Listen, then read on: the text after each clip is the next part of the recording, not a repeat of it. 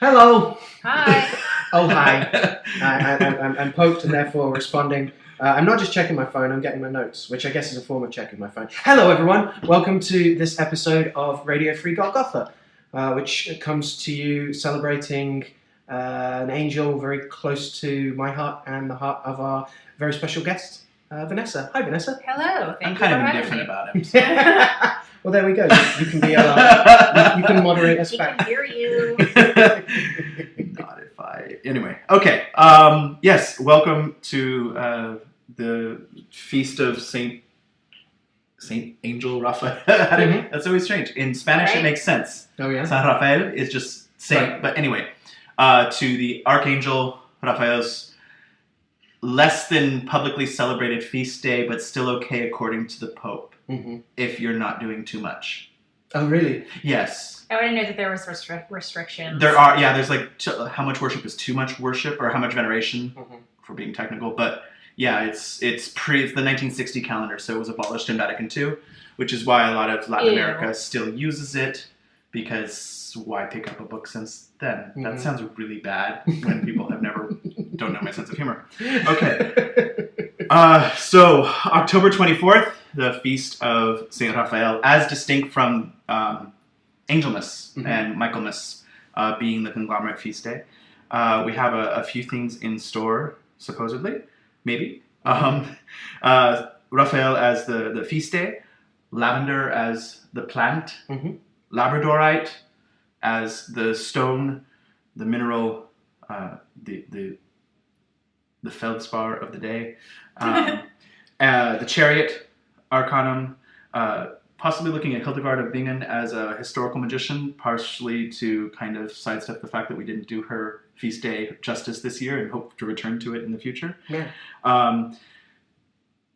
Learning magic, is that what we're? Yeah, I wanted to talk. With genres of magic, it's always a bit difficult because it's a lot easier to talk about like a culture or a specific result. But I guess the result was learning, not the process of learning magic, but magic we do as kind of ritual smart drugs. So I was thinking primarily of the Ars Notoria, but other endeavors of what it is that you can do to gain knowledge of magic. Angel meth. Right. That's what you're saying. Right, a little bit. Angel methodology. Yeah. Okay. Yes. Okay, so, yeah, and obviously talking about angels in general is a great thing, because I think this is the first actual angel episode discussion. Yeah. We've not talked about angels, and it's interesting for a show with necromancy. Like, why angels is actually a topic that you get seen every 6 months or so in one of the major forums. Somebody has a tizzy about it. Or a revelation, perhaps. And then Tristitia, which the corresponding Odú is Okana, or Okanhan. Okana if you're from the diaspora, so I'll say with more confidence. I think that's everybody. Yeah. I think so, yeah. Great. Officially, I can put my phone away and pretend that I'm doing everything from memory, because I probably am. We have a very special guest with us today, which I will introduce since you're on the inside, and it seems like nepotism if you do it. We have with us Vanessa Irena, who is the co-author of a book with you, a booklet through booklet. Booklet sounds diminutive in a mean way sometimes, and I don't mean it like that. Right. It is a publication on the Archangel Raphael and magic and history and cultus and practice and propositions, which is really lovely. Can you... welcome Vanessa. You're awesome, Thank you. and far more than this, she's a friend, Yeah. and looking forward to picking her brain and picking the brain of the Raphael, especially since he's not the angel that people go to the most, Right. at least amongst modern magicians. Public record on the intranets. So. Welcome, Vanessa, and thanks for having us in your lovely home. Yeah. Thank you for having me on the podcast. Yeah, we come to you and make you record us. But, so, I don't know. Do you want to just dive in and go on for what Raphael is for you guys, and why did you write a book? And don't give us any spoilers from the book, but feel free to use it as notes, because, look, you did the work already.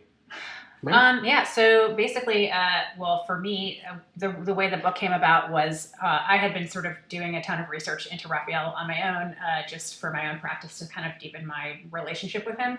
And I had read the Michael and Gabriel pamphlets that Hadean had put out, and I really liked them. And I basically realized after reading like a ton of really crappy books about Raphael that like that pamphlet was sort of format was exactly what I was looking for. And I knew that Al was friends with S. Alderney, who wrote those two. And so I reached out to him and said, hey, does your friend plan to write a Raphael book? And Al was like, no, but do you want to do one? And I was like, okay. Be the books you want to read. Right, exactly. So yeah, that's sort of how that happened. And I don't know, I think for me, my interest in Raphael comes from the fact that his patronage includes both teaching and learning. I mean, teaching and learning, and then also healing. And I feel like healing and learning are sort of my two biggest motivations in life in general. So that's sort of like why I got into him in the first place. But then the more you read about him, the more you realize he's so all-purpose. Mm-hmm. He's an exorcist, he's a psychopomp, like he's a teacher, he's a safe travel patron, so I don't know, he's pretty cool. I like him. Cool dude. Right, and he has this patronage in a way as well. Mm-hmm. So a lot of the concepts around the guardian angel outside of the HGA, which I don't know if we want to even touch with a 10-foot stick in this one, maybe we'll get to that. But the concept of future guests. Yeah. The concept of a particular angel having a particular interest in your development, in getting you from one place to another, in teaching you and guiding you and protecting you, has a lot either overlaid onto him or has a lot that was already there that was later said to be him, or is straight up from the stories that he's found in. Which are obviously mainly the Book of Tobit, which we touched on a little bit on our last thing about whether or not it's small a apocryphal or big a apocryphal. It's deuterocanonical, meaning Catholics have always believed it so, but it's not part of the Hebrew scriptures recognized, so Catholics have made up their own. Like, this is sacrosanct Jewish scripture for us, and then low Protestant was the non-Anglican branch. So Lutherans and Anglicans consider it usually within the canon, most of the Anglican Church, and therefore Episcopalian, who knows.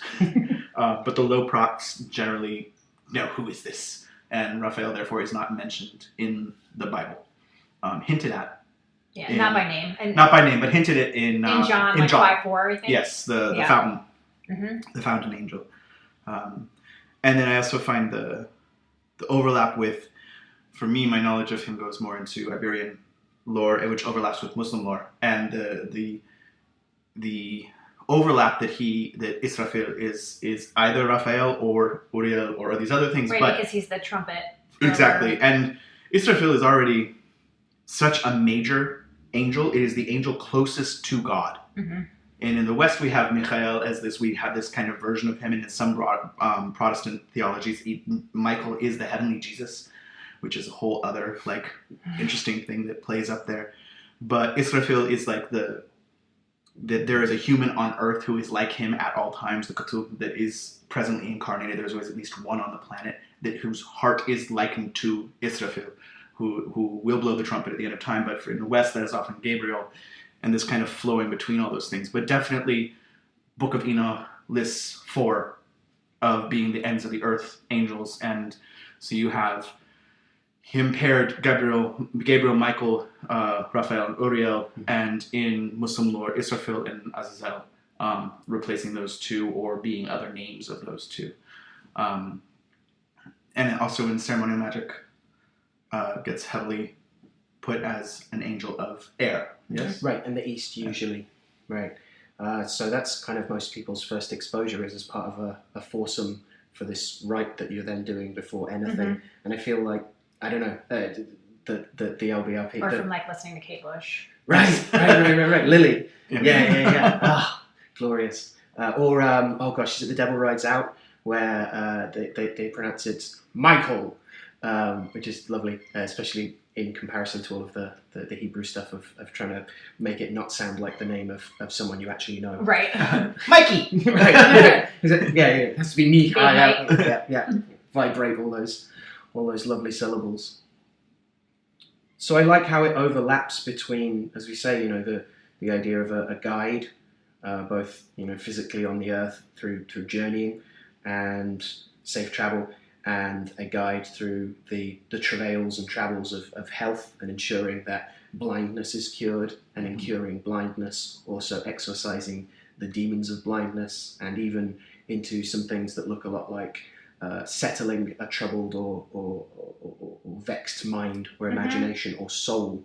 And so this combination of teaching things that are useful, that help you get from point A to point B, that will help you deal with your obstacles, both internally and externally, if we're maintaining that distinction.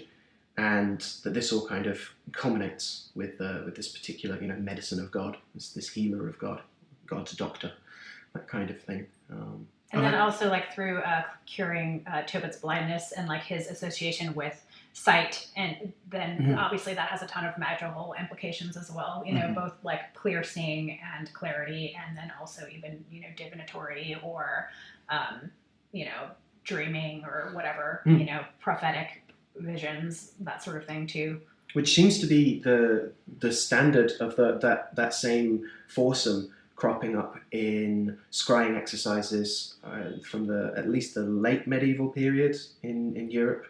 There's certainly a lot of accounts by the time we get to the 16th and 17th centuries of not just working with a single angel, but with working with 3 or 4, and they're generally those 4, pretty much always. And there's even some lovely illustrations in, say, John Aubrey's Miscellany, which is kind of, I sometimes call it like sort of 14 times of its era, because it's a combination of, here are some spells, here's some stray references to what we'll eventually call Stonehenge, here's Jesus on some toast, like that kind of mixture of things, and also here's some scrying stuff. And there's a picture of a thing that I think we've talked about before, looks like a monstrance, that's meant to have the little crystal in it and arranged with the names around it, which of course also kind of feels like it's some sort of reference maybe to the Trithemian art of drawing spirits into crystals, and how since Hockley and Barrett's Magus, people have tried to work out what it means by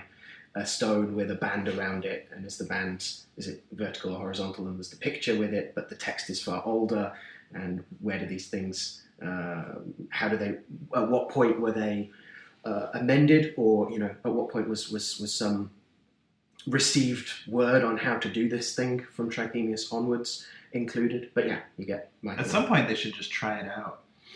You would think, right? You would think. Ebony is expensive.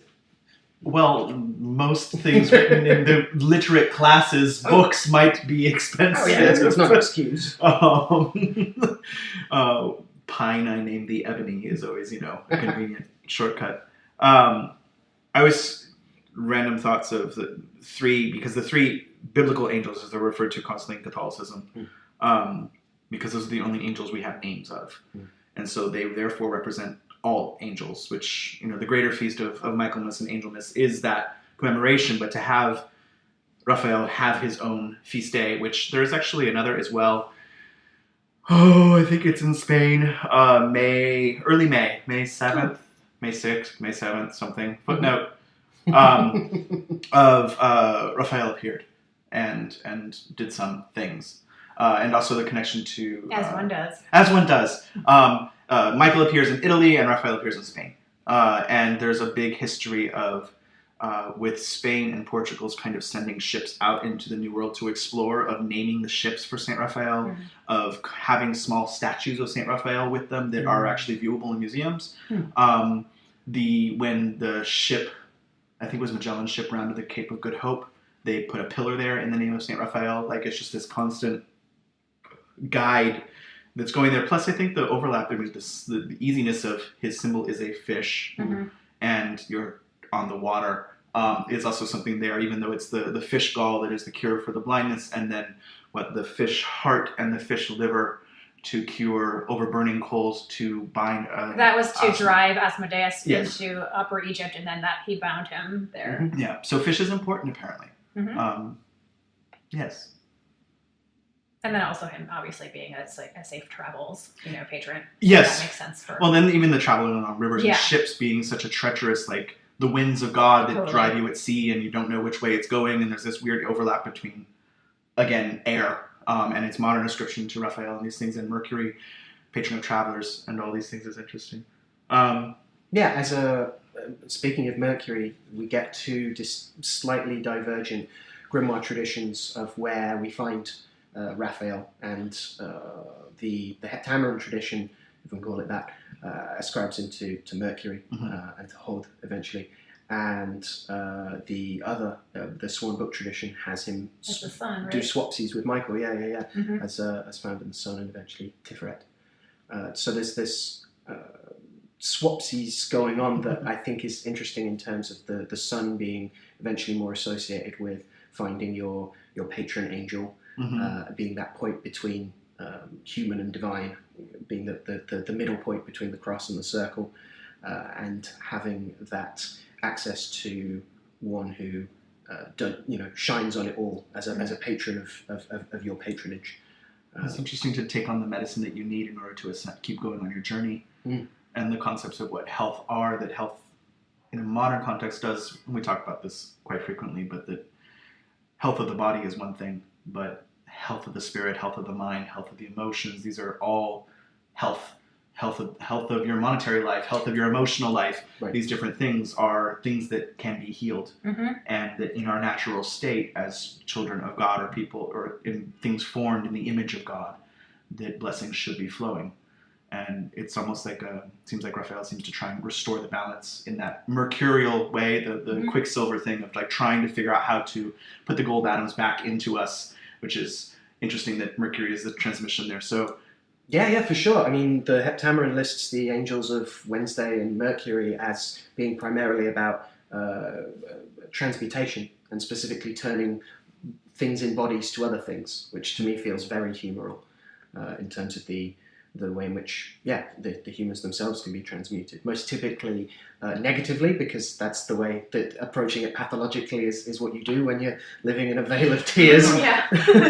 And so, most commonly that's about humans being burnt to a dust, as it gets called. The idea of them being blackened by unaccustomed heat, usually.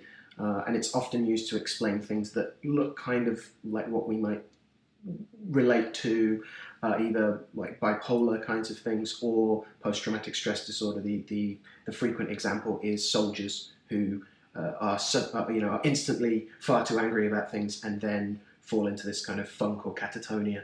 And so this idea of navigating not just what humours are going on and being able to balance them, but also understand how they're shifting and becoming volatile or more subtle and more vaporous, and thus rising to the head, and those kinds of concepts. It's also interesting, just going back to what you were saying, how we discovered that he had associations with both the Sun and Mercury, and then also that he had, we found an association with him for like every color of the rainbow, but basically like not having any set nature in itself is mercurial itself. Right. You know what I mean?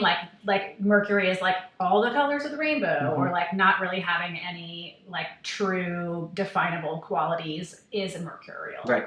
Mixed. I think that's cool. New colours as well, sometimes, right. which is an interesting one, and kind of conjures, I don't know, for me. It's interesting to think of like, there's colors that we haven't discovered yet. Right. Or like the neons and things like that. Right, yeah, that's true. Yeah, that makes sense. Yeah, I think that's a little like of my old chaotic life coming back to haunt me. Yeah. Well, no, it's interesting too, that even the concept like linguistically of like names for colors on the spectrum that you might not think of as important.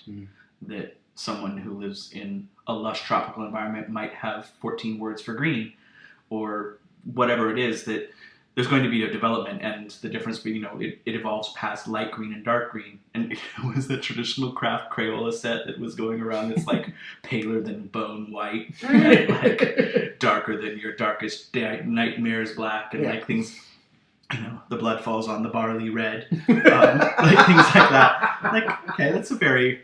it brings a certain amount of healing to me to see such things. Not to mention, it is an awesome Ninja Turtle who is staring at us right now. He's cool but rude. Yes, and where's the red band? We noticed, so we know either there's at least a incarnate connection. So that's the red correspondence. Which comes, if we're going to go into the historiography of turtle colours, comes from, I think, the actual Teenage Mutant Hero Turtles, as it got called in the UK, because they didn't want kids getting into ninjutsu. Previously, originally the Eastman and Laird mutant talking turtles is okay. That's fine. No, it's hilarious, like how many ridiculous like turtle and Ninja Turtle synchronicities Val and I had when we were writing the book. Like I think we actually like turned it in on World Turtle Day and just a bunch of stuff. I can't think of anything else specifically that happened. Oh, just the fact that we realised that the turtles are New York's official tourism guides. Oh yeah, right. And kept finding them places saying like, go this way next. And we're like, okay, all right, that's a thing. And yeah, obviously it's nice to squint. So they're patrons of your journey through New York. Indeed, indeed. I tried to work out if there was a specific point, because you have mapping superheroes to particular places. Obviously, like Luke Cage in Harlem is probably the best example. Daredevil in Hell's Kitchen. But they're not specific to anywhere. It's New York in general, and that thing about the underworld of New York. When I was a kid, we distinctly thought it was Queens.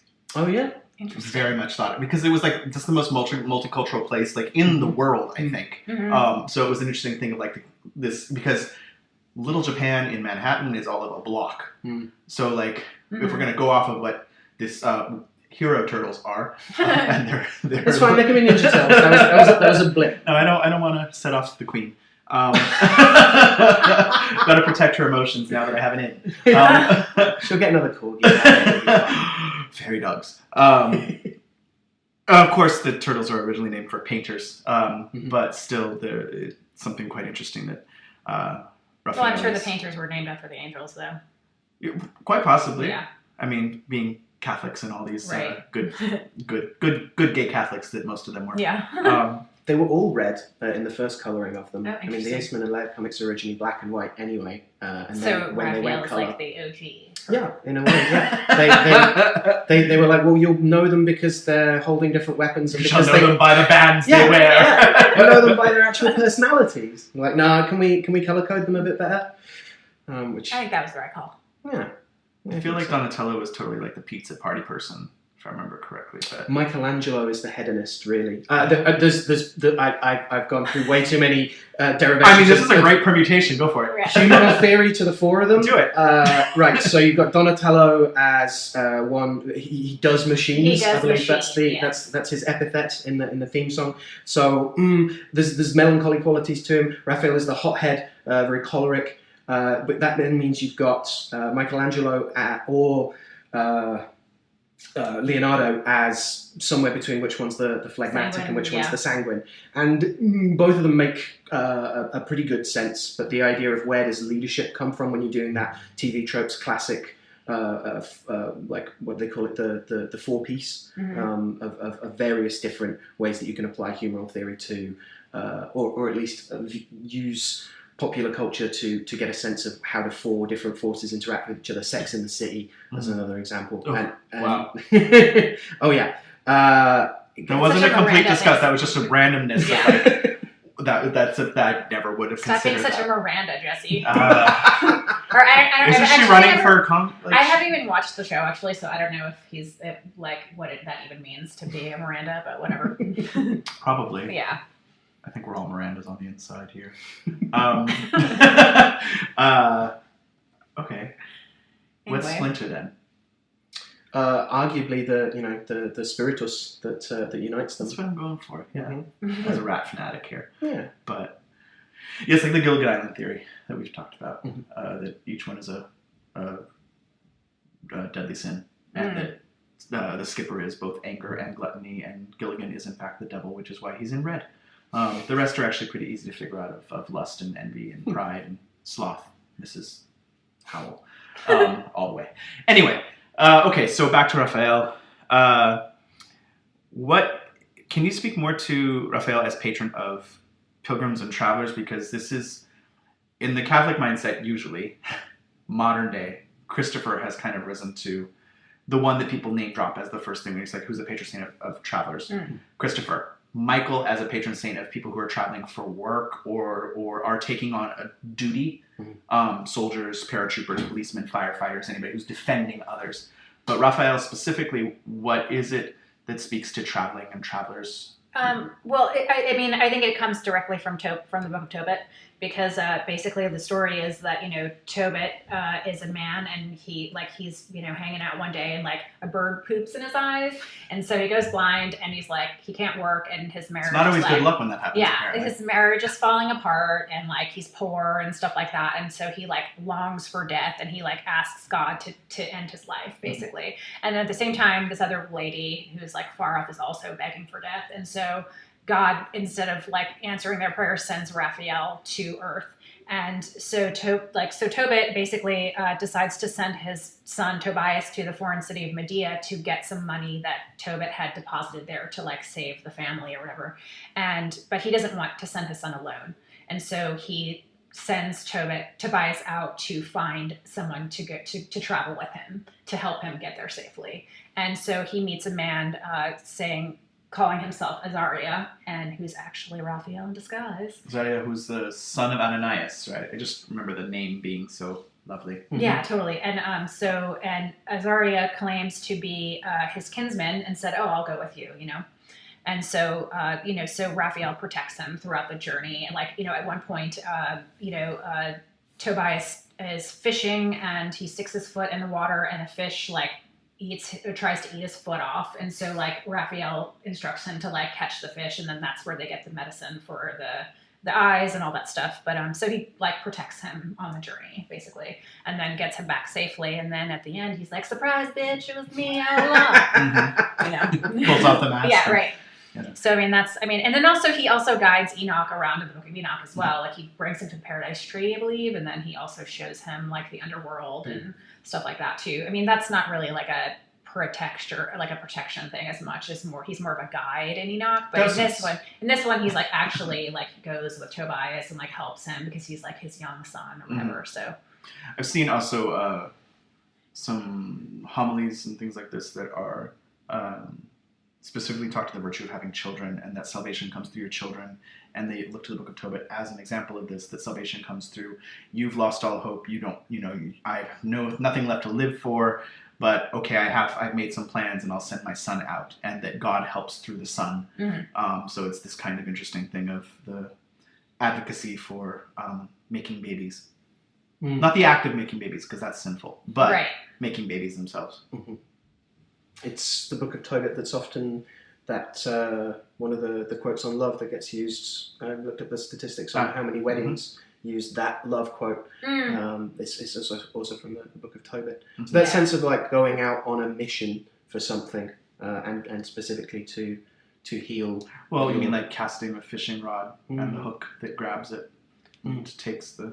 Well, also, because of the story, he also is sort of a patron with, it's going back to the love thing of matchmakers, because while they're on their journey, the reason that he ends up binding Asmodeus is because there's this woman she's the one who's also praying for death at the beginning of the story, because every time she tries to get married and have a husband and consummate the marriage, Asmodeus comes and eats the husband. Yeah. And so she's on number 7, I think. Mm-hmm. But then Azaria brings Tobias to meet her, and apparently they're related, and so that means that he has the right to marry her basically. And so he signs up, and then that's how they end up trapping Asmodeus and whatever. But because of that, he kind of acts as a matchmaker in that situation. And so a lot of times women will pray to Raphael to find them a husband and stuff like that.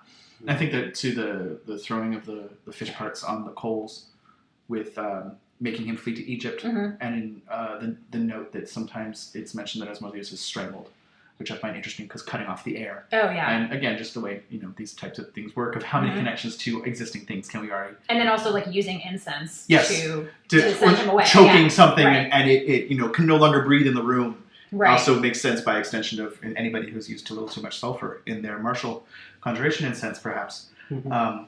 We get exactly these references in the Testament of Solomon, not by name, but when Asmodeus turns up as the 4th demon that Solomon encounters. Not only does he give a very grand, Asmodeus give a very grand heritage of himself, that he was born of an angel seed by a daughter of man, so that no word of our heavenly kind addressed to the earthborn can be too proud So you have this like definite like pride thing that's interesting in terms of that reference back to the sun. But the more direct references are that when he's finally asked like, what do you do? Who are you and what do you do?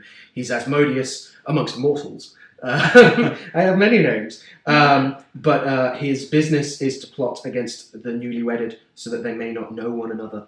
So again, that specific thing of a lot of these are very particular maladies, very kind of interesting, not ordinary necessarily, but like not your like I rend the veil of and tear the world asunder. But can we permutate that and have it be Drop to Senor as an extension of Asmodeus?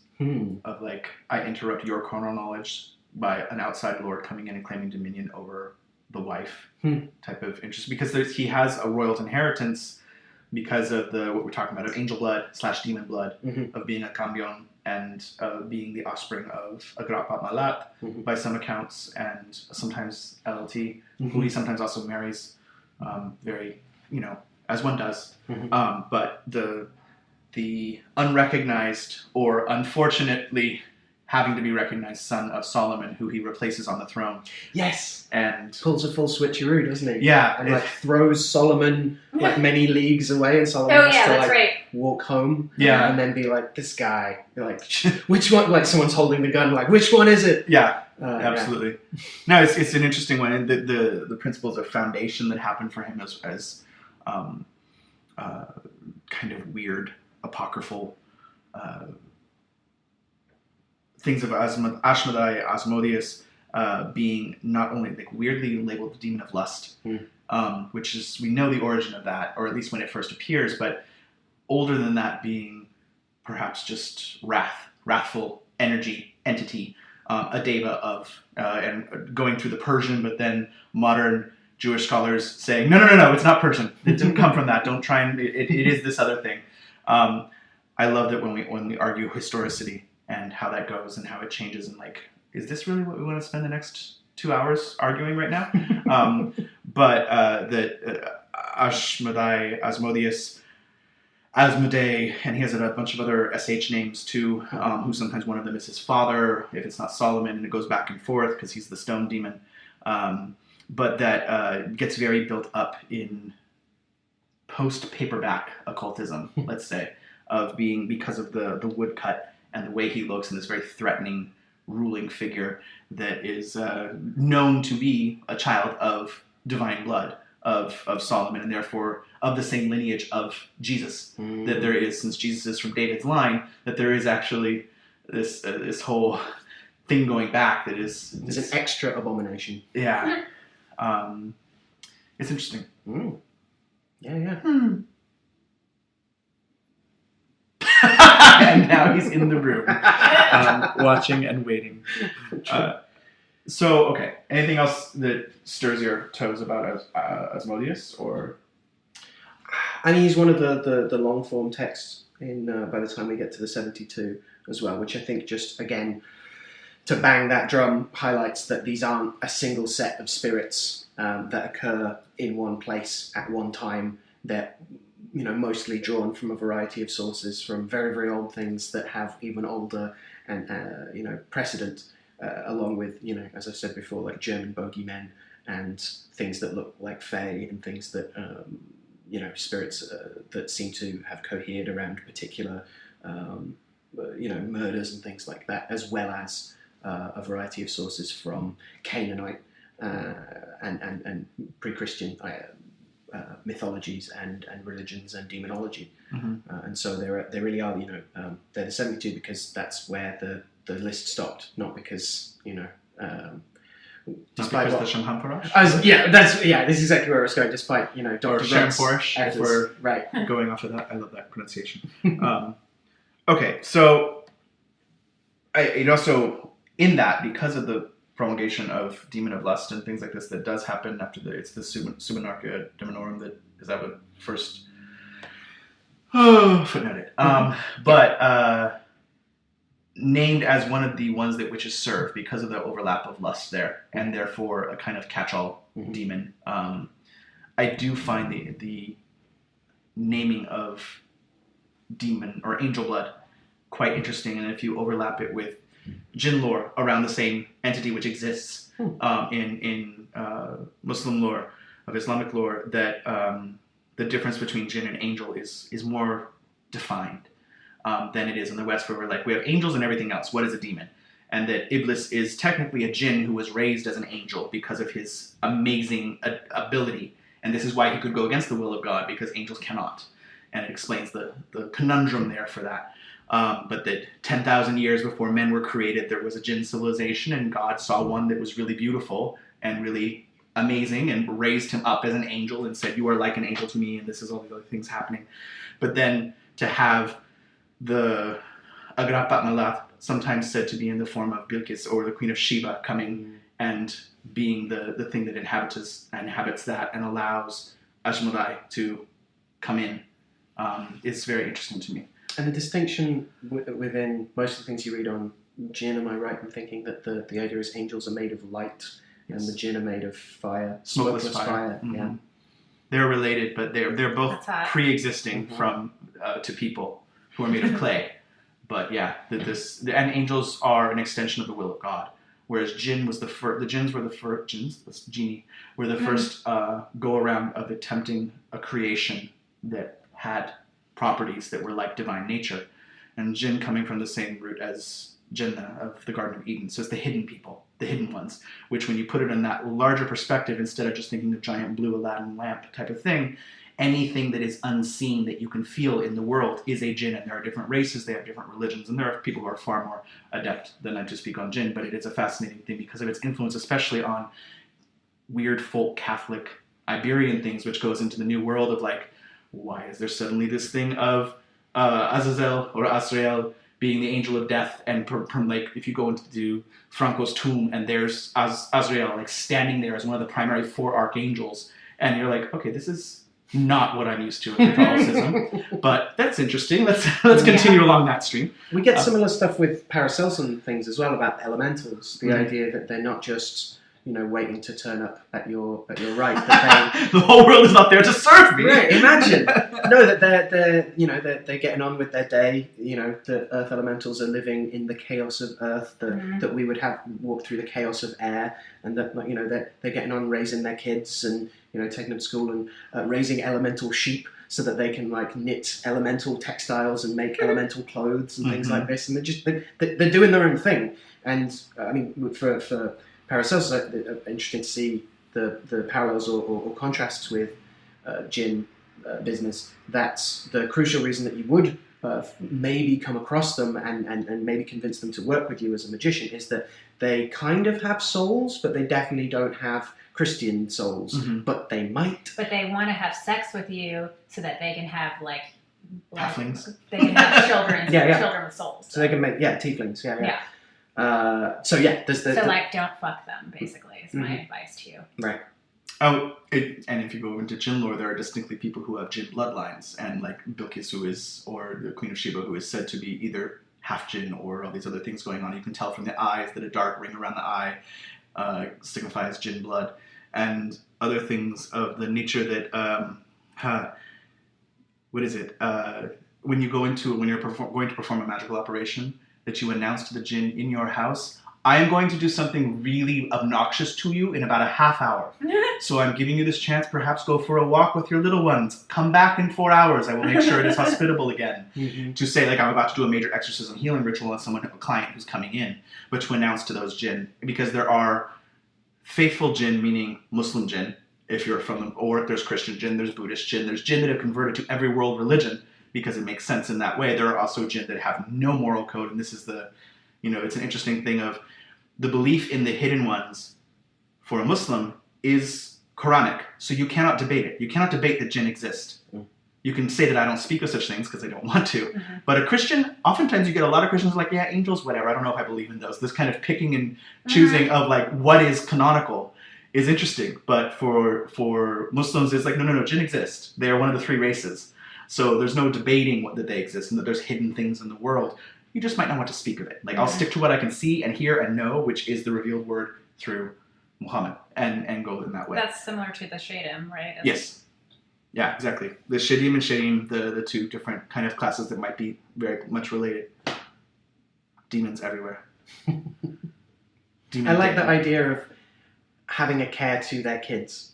of like, they might not want to see this. It's something we've said before about, that your magic affects the people around you as well. And that, it's one thing to be a badass magician, but it's quite another when, your defenses, you're not extending your care and your spiritual hygiene, etc. to anyone else. But the idea of extending it even further than that, of like, this ritual is PG-13, right?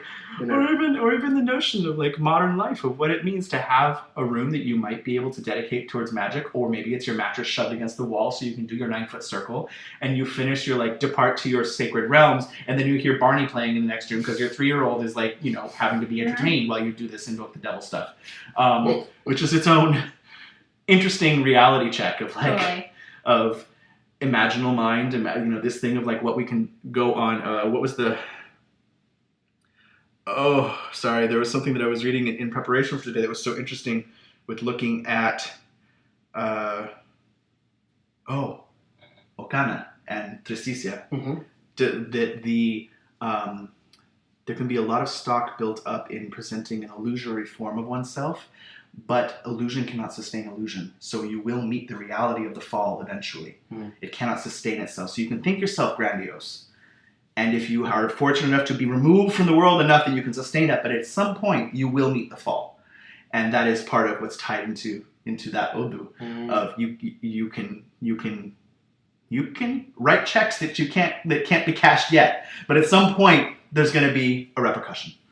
And it's interesting, just in that side of like, I am the master of the universe, and then your power gets shut off because you didn't pay your bills. That's just the reality of what these things are. You can have sex with the crazy fairy demon queen that comes from afar, who, I love me some Queen of Sheba. But at some point, your Cambion child might show up and try and steal your throne from you. You're going to have to walk 7 times 70 leagues to get back to your place of business and oust your pseudo-demon child. Yeah. Bummer. Yep. Things to be aware of. Why does anybody do magic? Well, okay, so on that note, I thought I'd pick your brains on this, of why, as I'm going to pull you both into being necromancers, because one, as a fellow Catholic, there's so many terms for it, but those among us that believe the church is not the end all be all of what Catholicism is. Catholicism is a culture and a practice, and what that is. Yeah, I mean, I separate the forms of Catholicism from the church, basically. Yes. And even the concept of what the church is versus what the Pope or the doctrine or all these things are, and the ancestral practice there. So I always consider Catholicism a really badass form of Orthodox necromancy to begin with. And as someone who is historically, genetically Catholic, and then raised in a Protestant environment, who is coming to it from another angle, but not necessarily raised Catholic, you're a full-on necromancer in the very British sense of necromancer. Why angels? Why? I mean, as a Catholic, I get that side of it. But still, the importance of why involve yourself, because the cult of, just 2 questions here, I guess, of like, to a necromancer, why angels? Like, what's the importance of that, or what is the impulse of that? And also as a Catholic some better term than what I just said. There's a distinct difference in the feeling, for me at least, and I think this is talked about by many, of a saint who has died and has lived a human life has a different ear for us than the angels. And in fact, like during confirmation, when you're said you have to pick a name, you're often told you can't pick angels because that's not actually an intercessor for you. They protect everyone and have to go for everyone. So pick a dead person. So like my family tradition is being named after someone who's died in our family for confirmation, to pick their name as your new name saint, which was Gabriel. And I was like, oh, it'll be Archangel Gabriel. They're like, you cannot do that. I was like, never mind, I'm going to do the other Gabriel, who was an actor. Go for it. Yes, but it's still named for a dead person or an angel. So I propose that to both of you, maybe to... Well, from a Catholic's point of view, I feel like, well, and also this is also just a magical point of view too. But I mean, something that someone who Madeline Montalban or whatever, who who did a lot of angel magic stuff, she talks about Raphael as being sort of this messenger, and that that is his job sort of as this mercurial angel. And also one thing that she talks about specifically is that Raphael is who you pray to when you don't know who to ask. And so he sort of ensures that your message goes to the right place. But I see Raphael as sort of like an intercessor. So basically, like, I can pray to a saint. If I'm doing a novena or something to a saint that I want something from, then I ask Raphael to help. You know what I mean? So it's like, it's kind of like, because you usually, when you pray to a saint, a lot of the prayers are framed in terms of like, God, like, get Teresa of Avila to do this for me, instead of you praying to them directly. And so I sort of see it as like, you pray to the saint, and then the saint brings, you know, and then you pray to Raphael, who takes your message to the saint, to God, sort of thing. So it's like a channel, I guess, you know.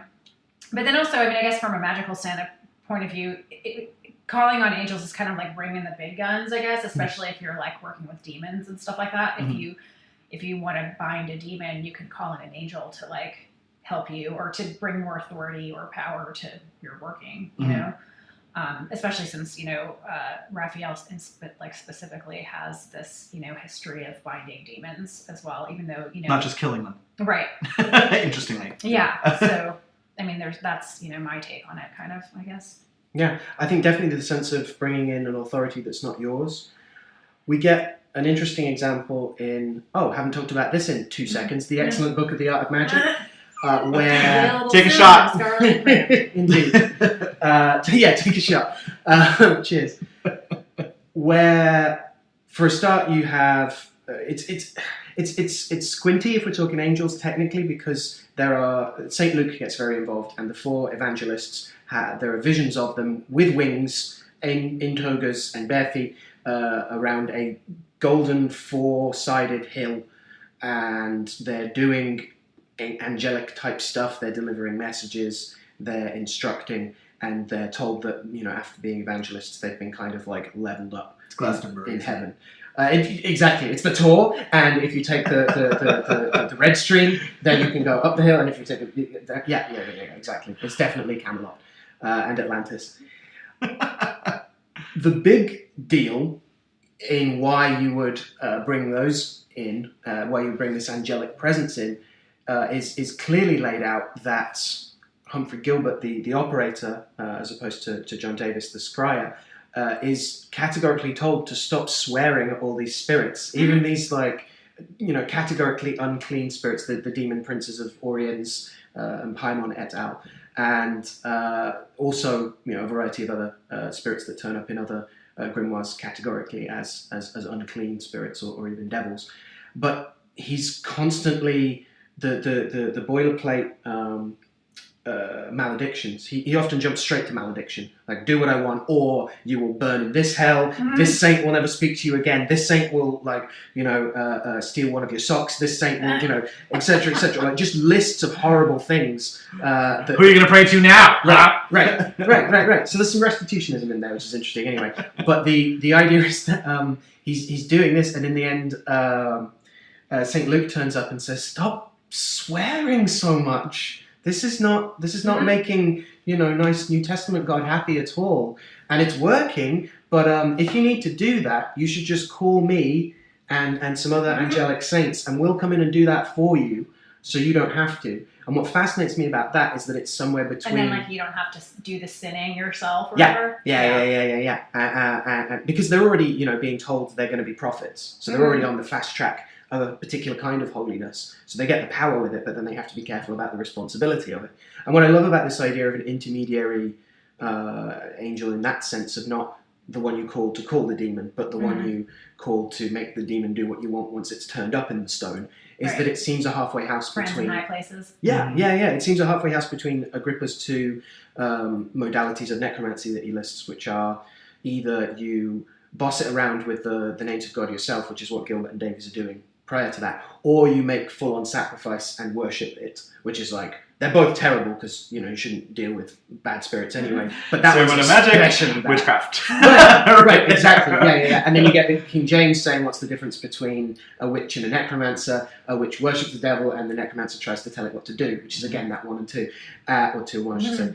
And that idea of getting an angel involved as one that will beat the spirit for you. Mm-hmm. So your hands remain. Which brings up my favorite parallel of modern TV, which I know I've talked about before, but the modern Exorcist series, where in looking at the kind of classic exorcism paradigm of command and like the power of Christ compels you, that they go to a convent and there's nuns using the litany of Laredo to love the demon out of the person. Yeah. And they're getting their asses kicked, of course, because, I mean, it's a horrible demon, but it's still an interesting thing of like trying to love it and surround it with the love of God. So this Marian binding, which for me, to go back to the Queen of Sheba, there's a whole alternate tradition in some forms of witchcraft of not doing I'm really sad Solomonic. that show got canceled, by the way. R.I.P. that show. It was so good.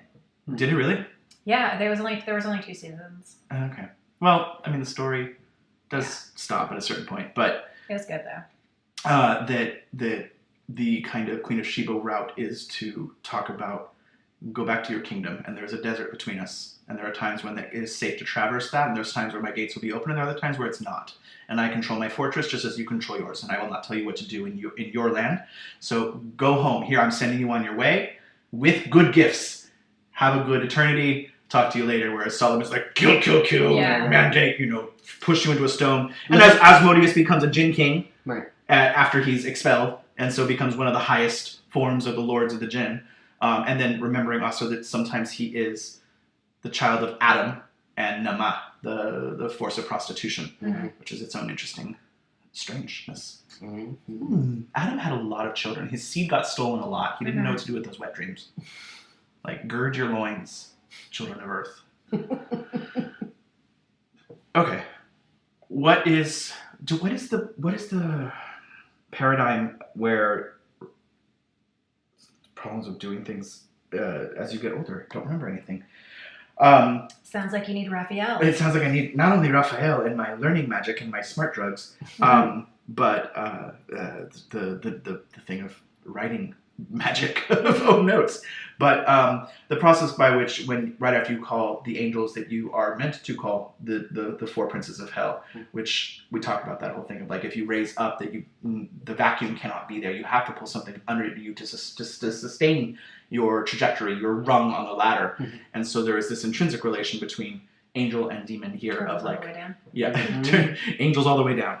Some of them just a little more fallen than others. Ninja Turtles all the way down. Yeah, absolutely. Pedro's all the way down. Yeah. Okay. Barring into that, since I need Raphael, what is talk a little bit about your angelic smart drugs. The classic is the Ars Notoria of a bunch of the notary art, which is also sometimes translated as the notorious art as well. Right? The notary art of like, I need to have my rent lease done in like... in triplicate. Yes, exactly. Yeah. The bureaucracy of heaven as well as hell. Ooh. Job, comedy of justice right there. Right, Catholic's privileges. Big theme in that book. Amazing. So there's like actually a statue of Job, like, when you get out of the train here, and there's been so many days where I've just like come home from work and I'm like, oh, I had the worst day, and then I look up and see the statue of Job, and then I feel like so much better because I'm like, oh, well. Send me a picture of this statue. Yeah. At least I'm like, at least I'm not you, Yeah. And all my limbs. Yeah. Amazing. Oh, bless. No fleas for you. It's a little bit like that. It's used in our Catholic school book on world religions, junior year high school, of the I think it's Bhagavad Gita, I'm not sure, of asking to see the magic of God, asking to see what Maya is, what is illusion, and nothing happens. Krishna just goes, okay, and the man goes home, meets his wife, lives his full life, has grandchildren, has everything, and right as his great-grandchild is born, there's a giant storm that comes, and he sees all of his family suffering and dying and being drowned, and the world falling apart, and the world is filling up with water. And this is my memory of this. It's been a few years since I've read this, but as he's like gurgling his last breath, suddenly he's back on the hill, and Krishna says, now you realize the power of Maya. There's also an episode of Star Trek TNG. I was going to say the flute. Yeah. Yes, oh my god. It's like the same, yeah. Yes. That's like, that episode is like so heartbreaking. It is. Anyway. And when they're like, what happened? And he's like, Yeah. He just like can't. Yeah. And then as the Enterprise goes into the void of space, you hear the melody again. Yeah, totally. Oh wow, yeah. I think that is in Siddhartha too, right? Yeah, I want to say that's in Siddhartha. it might be. It's been But when I realized that I came to New York for college 20 years ago this autumn. I realized there's been a few years since I've read a few things that I still Yeah, talk same. about. So yeah, please don't quote me on that. Yeah, Al's the baby in the room. We will footnote it to our error. My error. Mm-hmm. Angel drugs. Tell me how to get smart. What angel do I swallow? You want to discuss some angel jokes? You got to really shake them. It's Yeah, amazing how much. snort some angels. Yeah. Angel dust. Snort, swallow, suppositories, something. Yeah. There's a combination of prayers that are said at particular times and signs or seals, which don't appear to be the signatures of spirits. It doesn't seem quite right to call them seals or even sigils in either the term of a squiggle that does a thing or a squiggle that has a person or a spirit in it or attached to it. But they're missing, crucially, from the 17th century version of it that gets published by. Oh, they're not in Robert yours? Turner. Yeah. They're not. Yeah. How about that? Someone forgot to put them in, it seems. Yeah. It didn't work too well. Mm-hmm. How about that? There's been some great work done relatively recently on the Ars Notoria, also as a dream incubation guide and collection by Claire Fanger, and also Sophie Page has done some stuff on it as well, and specifically following Such a cool name too. Mm-hmm. Claire Fanger. Mm-hmm. I got to meet her at a recent conference at Oxford, and she was very, very cool. Very, very cool indeed. Hi, Claire. Hiya. And their thing is following John of Marigny, a particular monk who has a vision of Mary. He gets a necromantic book and is working through it, and then becomes terrified because he can't work out whether the results are coming from angels or demons. And it's a caller ID issue. And also he's getting visions of Jesus dressed as his direct superior in the monastery, like kicking him downstairs and waking up and not knowing if he deserved it or not. So there's a bunch of stuff around working it specifically through dream incubation, and I think between the lines you could argue that some of the notary arts of it might be redeemable that way. But certainly there's the text that we get widely circulated in the 17th century is full of nomina barbara, vocus magicae, barbarous words that It's translated barbarous names into Latin, which makes it so not barbarous anymore. There's the chaos in you, Al. I'm so disappointed. There's a bunch of stuff around, again, not just make me smarter in general, but specifically help me learn Latin and or other languages, particularly. But Gary's, sorry, just. Mm-hmm.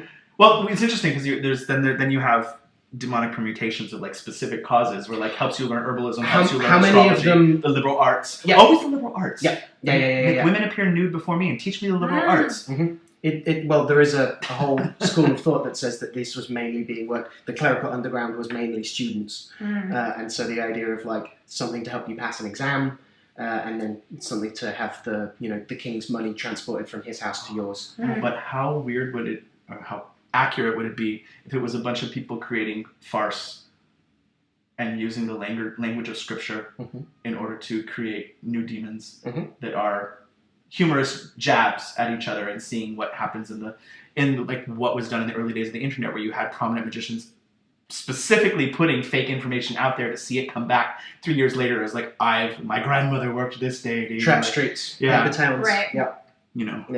It's not blind. It's to see who's using the fake currency and claiming it as their own. Yeah, no, entirely. Stacking I don't know what that's called, but yeah, it's not quite stacking the deck. It's something. In cartography, it's specifically the putting a bunch of dildos out there and calling them real. And waiting for them to fly back. Yes, to hit you in the face when you get off the train. What is there a connection to? I mean, like, because you have the Ars Memoria type of practice that develops, which is distinctly praising the faculty of the human mind and building up certain visualizations that starts to happen with and Bruno. And do those types of learning drugs, angel drugs, do they start to cohabit the same time space as that, or does one start to replace the other? Is there? I think the method of loci, for instance, the memory palace stuff starts to, and yeah, I think Francis Yates's stuff, that's part of the least controversial things that she's talked about and been historiographized in terms of like the art of memory stuff. That seems to get such. One of the arguments is that it gets such results that people sack off the other appealing to angel stuff, because that's direct transmission is the idea. There's a prayer charm, which is one of the other difficulties of talking about the Ars Notoria, is that on the one hand they're kind of prayers, on the other hand, like to please can God make me smarter, but on the other hand they're charms of like, if I say this thing, then God has to make me smarter, or an angel has to make me smarter. There's one particularly for diagnosing whether a sick person will live or die, and the idea is you say this thing out loud, you whisper something in their ear, and some of them have versions of a testable augury result, like if they cough 3 times, then they're okay. If they cough an even number of times, then start etching a tombstone. The other version is that the knowledge is just transmitted, that you just said to know. It's like a download. Yeah. Now you know kung fu. Yeah. It's not that the angel turns up and is like, so the thing about anatomy is right. here's all the mnemonics for remembering the little bones in the feet. It's that suddenly you just know.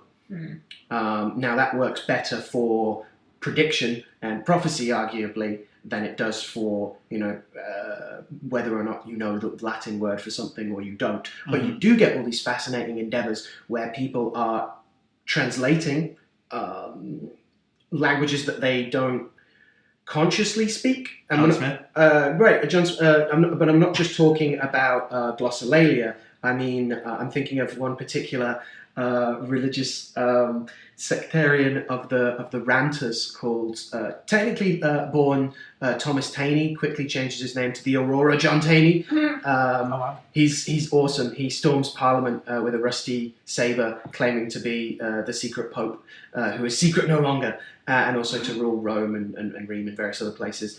He's nice. He's a goldsmith. It's like the Emperor Norton type of thing. Yeah, he's very much like that, and he gets to like do that kind of stuff for a very long time, precisely in the same mode of like he's the eccentric that makes life more colourful for a little bit. But he's so radically anti-formalist against these ideas of standardization of spelling, of universities, of formal priest training, that he claims that he can translate texts from Aramaic, from Hebrew, from Greek, precisely because he's simply moved by the divine spirit, and his divine spirit is unadulterated because he's too ignorant to have learned any of the lying learning that would prevent him from knowing that stuff. He would be very popular in modern day America. Yeah, right. Right? Go with your gut. Yeah. Maybe you should run for president. There's it's interesting. Interesting to combine them too. If you're building the mansion of your memory and your speech as you go and you walk through, of making sure that there's perhaps a statue of the Angel Raphael in every single room, that should he like to come to life while you're gone and rearrange the room to give you more information, to add books upon the things in that room. And can we? You come back and it's the grand detective who goes off the deep end, connecting everything with red thread. Right. Yeah. Like everything's Dewey Decimals arranged all of a sudden. You're like, that's not the order I needed, but it's more efficient. You wake up and suddenly your bed is on the ceiling and everything's different. You're like, but it's more symmetrical this way. This is a fantastic sitcom. My Life with Raphael. Yeah. Who comes in the form of a pet turtle in the corner. Yeah. Yes. Whose shell is then used. But this is the thing: this is how mnemonic things work. Of the turtle becomes Raphael. That you can be like, there's a turtle shell, and suddenly that turtle shell is now a gramophone that's giving you information directly from the mouth of God in your weird room that is actually meant to like teach you or remind you of the order of kingdom through species. Right. Turtle shell. Turtles. Tortoise shell. That's a little bit iridescent sometimes, isn't it? Especially when it's wet. Yes. Especially, as the eyes of a turtle are, as after you've, hooked it on your fish hook of Raphael. Which I see where you're going there, Stone Boy. Is there something you'd like to say? Well, it brings to mind now that you mention it. No, yeah. I mean, we're going like not even like deuterocanonical Agrippa here. We're just like going after like late 1700s. Well, it's later than that, right? If we're going to talk Yeah, Labradorite. 1770s. Yeah, I think, right? Yeah. So Labradorite, quote unquote, discovered. Discovered. Discovered. Right. Liberated. Yeah, right. Oh my god. I have the accent for it. The Free People's Army of Anyway. Labradorite, a stone whose opalescence is named after itself, of Labradorescence, a grey stone with... and named after the Canadian province. Yes, the Canadian. Right, yes. This is bad. The United States of Canada. Yeah. Mm-hmm. Yeah.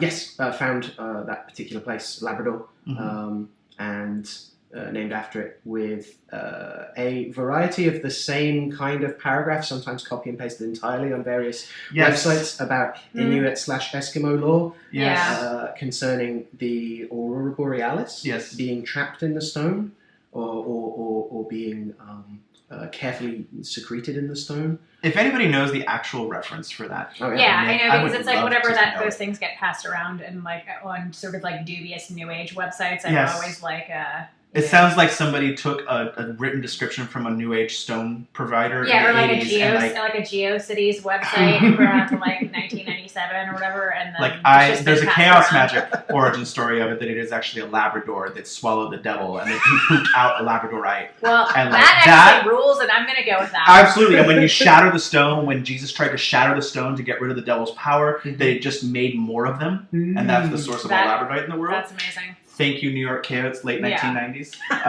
Because it was just the thing of like, some Eskimo already were off to a bad start using that word. Exactly.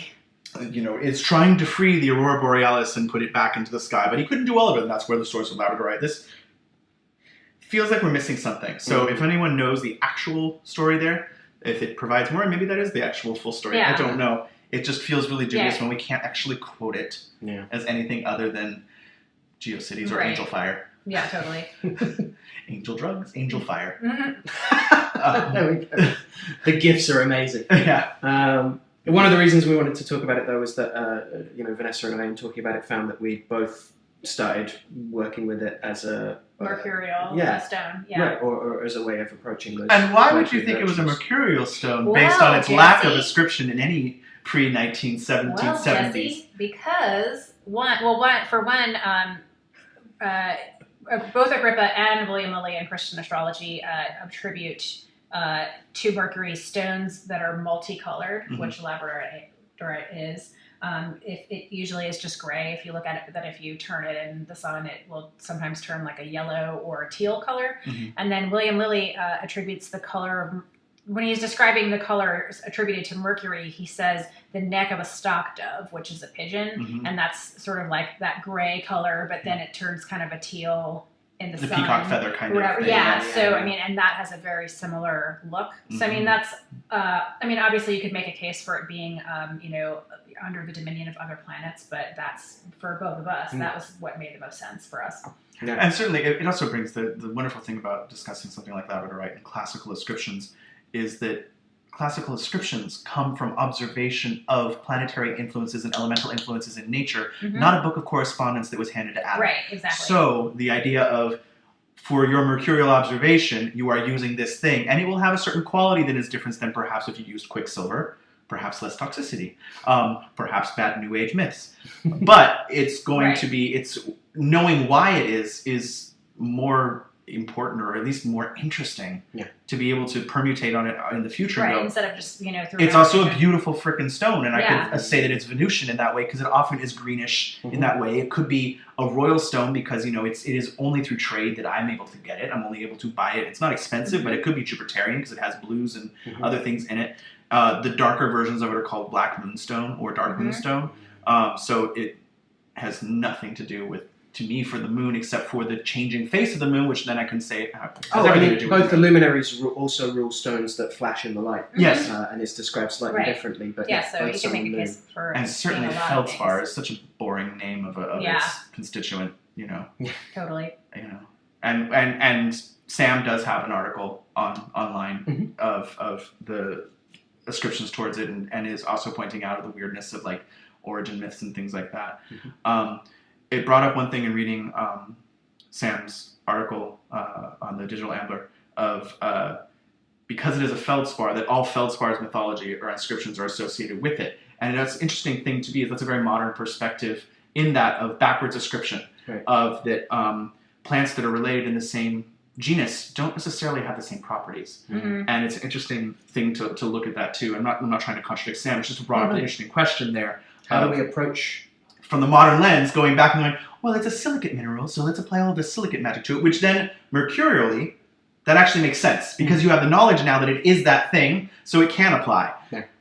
It's a lineage of the stone. Yeah. You would approach it by its, like, you know, your mother is this. Right. Totally. Which is interesting, right? I like that very much. Hadean, in Theomagia, in his typical fashion of just, like, cribbing from other people, actually has that same lovely thing about the pigeon's neck, where it says a stuffed dove, and also adds in or a pigeon. Like, he does those little editorial things. Yeah. I came across that in making a beaded tool for Tathathreth, the spirit, or the ruling spirit of Mercury. Tathathreth. A word with no teeth. You sound like Igor from Discworld.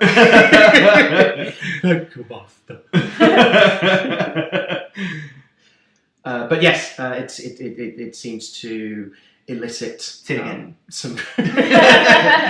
Maybe at the end. Okay, if you're very good.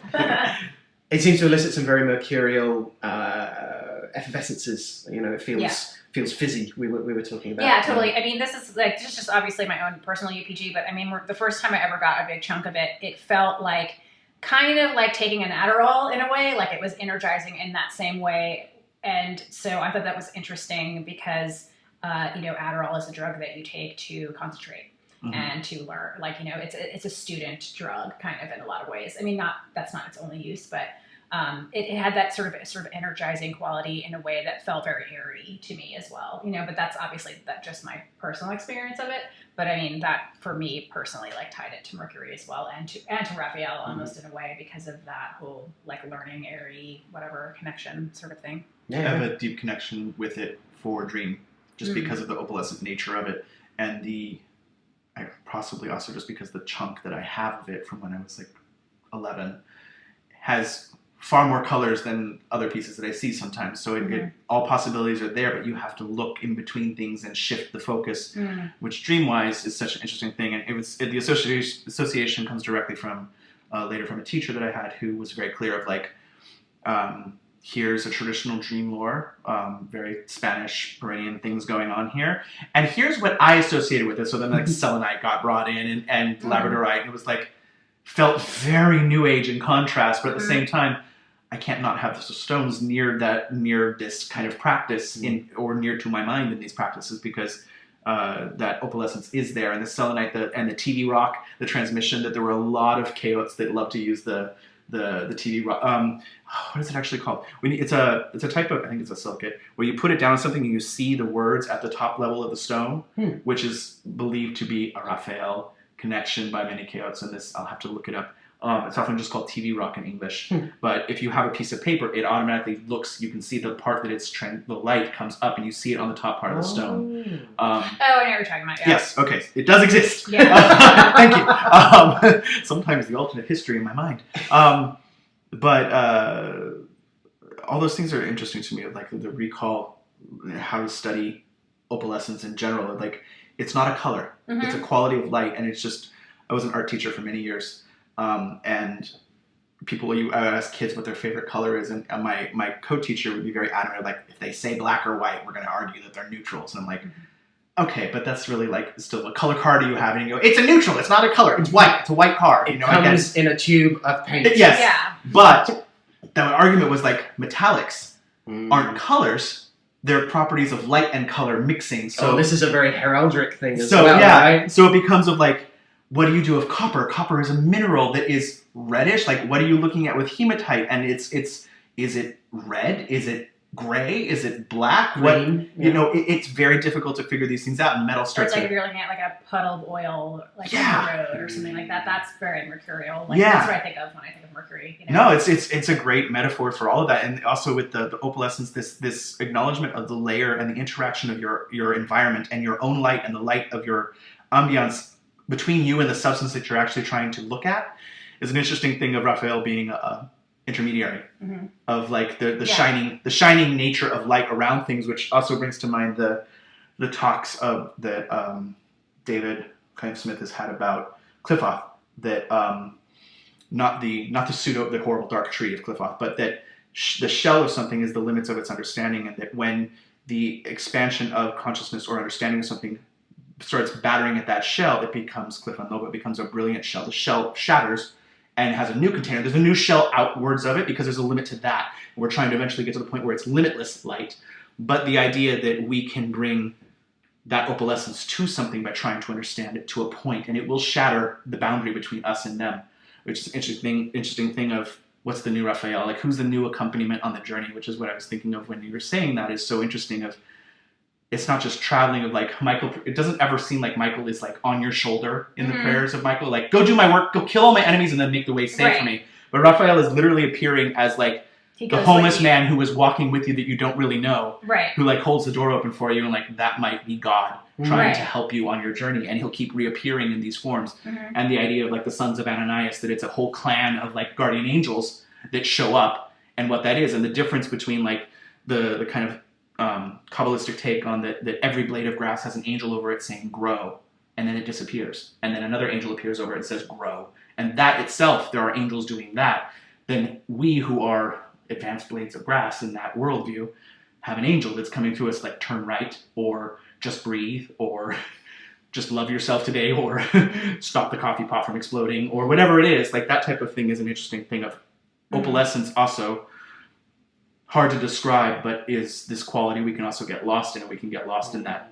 Where is the advice? What is the advice? Did I mishear it? Versus just actually just noticing it for what it is. Is the moon's corona considered a kind of, that's not really an opalescence in the strict term of like a stone, but an optics effect of that kind of black rainbow thing around it? I can see that. I mean, I'm not, I don't know if that's canon or whatever, but I mean, I could definitely see that quality. Yeah. I like moondogs too. Yeah. Moondogs and sundogs. Certainly the moon reflection thing of like the monkey trying to, the parable of the monkey grabbing at the moon is certainly there. Okay. Labradorite, which is also, it is, yes, heavily prevalent in Canada, but I also was reading that, and there are a lot of First Nations artifacts, Canadian, that are made from it. But also heavily in Madagascar, which is interesting. I didn't read things of art being made from it, but so much that it is found there. It is one of the sources of Labradorite, and also northern Russia and places like that. So it's interesting that it's following a band of circumpolar, but without any stretch or segue. It's just that it starts with an L. Lavender? Lavender. What? And sometimes our show topics are kind of random, and sometimes we're like, oh, we haven't picked one yet. Let's pick one. And sometimes this is kind of reminds me of something we can link to. Did you have a thought particularly? Because I know both of you. I mean, I think in terms of, his Lavender's connection to Raphael, like our reasoning was one that lavender is a mercurial plant, but then also that it is a healing plant. So it's associated with things like headaches or depression. Like it's calming, and then it also is a really powerful antiseptic, and you can also use it as like a bug spray and stuff like that. Which, like, obviously, we in this day and age, you don't have to like worry about getting a bug bite and dying. Like, but a long time ago, like that would have been sort of a lot more useful and important. But I mean, obviously, like lavender has way more like wide-ranging uses and implications like than that. Magically, it's used in peaceful home type stuff, I think, the most, and that sort of thing. But I mean, in terms of, so we ended up using lavender in a couple of the recipes that we used in the book, just Mhm. because it's such a powerful healing plant. Yeah, and has those associations and is used in a variety of ways as well. I mean, obviously the translation is of the thing that is washed, or the washing plant, or things associated with water and washing, which again is interesting in terms of his rulership of air, typically, but also air and water being so. And the New Testament reference of the baths and the Yeah. Trinity waters there. It's interesting. Totally. And then also, because it's an herb that's really calming, and it's something that's used for, depression or anxiety. And so, what we were talking about in the pamphlet a bit about not just exorcising literal demons, but, demons of the mind and that sort of thing as well. Yeah. Which Buddhists would argue there's no difference. Yeah, exactly. Like not, definitely not trying to, put forth a psychological model of spirits or whatever, but both of the both case. of them are real. I find lavender interesting because of the way the plant grows itself, that it needs arid soil, that it relies on a lot of sun, intermittent water. It thrives and it makes more oil and is more heavily scented the harsher its living conditions are. Mm-hmm. And that what is called French lavender in England is called Spanish lavender in the rest of the world. And it's a different species, which is oftentimes, I think, slurkies, versus the more garden lavender, which smells good, but isn't necessarily as producing of the oils. Mm-hmm. And one needs a harsher environment for sure to grow. But also that I unattested and unfootnoted that some people say that it's spikenard in biblical, like other things. And I was like, I have not seen that before. Like arguing that spikenard, that there's a similar thing with hyssop and the za'atar herb type of thing versus yeah, I came lavender. across that too. So in the recipe of the Song of Solomon, where they list a bunch of different things, that it's said that the word nard, which is also nerd, funnily enough, in some derivation of the Hebrew back into English somewhere, includes that's the nard it's talking about. Mm-hmm. And it's also called oil of spike by Culpeper as well. The chemical oil of it is also, he says, is also called oil of spike. So it's interesting. I mean, it does have the plant itself has a tough spike as well. So and certainly it brings to mind the washing of Jesus with spikenard oil by the Magdalene, of this whole other thing of like lavender there to prepare for the great sleep, perhaps, and to calm the mind before going through torture. And that lavender is heavily associated with sleeping and therefore by extension dreams and embalming. Probably because of the antiseptic thing too, practically. Yeah, and the smell, to make the corpse smell not as bad, I guess. What do you have against corpse smell? I mean, it's nice on a Sunday, but not every day. That's a very different kind of body shaming. Yes. Oh, wow. Soothing and calming. Bit of Cummins family lore. My father will be the quickest to run to lavender oil if anyone is even slightly burned by something. Very good for healing burns. And that was my main exposure to it. And that idea of not just bringing good calm, but of soothing something hot, specifically the effects of great heat, also feels very apt for talking about the transmutation of something to something else. Certainly lavender oil is one of the migraine remedies too. Yeah, migraine and peppermint oil on the temples, which is half soothing and it calms down, but I think also is the cooling effect on a vasodilative migraine. Right. Migraines either respond to hot or cold. And very quickly which one it is. Yeah, it's cold for me. And what that is, but it's and also the differences in lavender oils that you can get. Some are very camphoritic and have a high camphor content to their smell, and others are less so, which brings out different qualities on the aromatherapy side of it. I love this notion that when you think about it as balancing, it actually makes sense of a lot of the otherwise contraindicative looking things. It's said to be good to help you wake up in the morning and good to help you fall asleep at night. Right. It's both.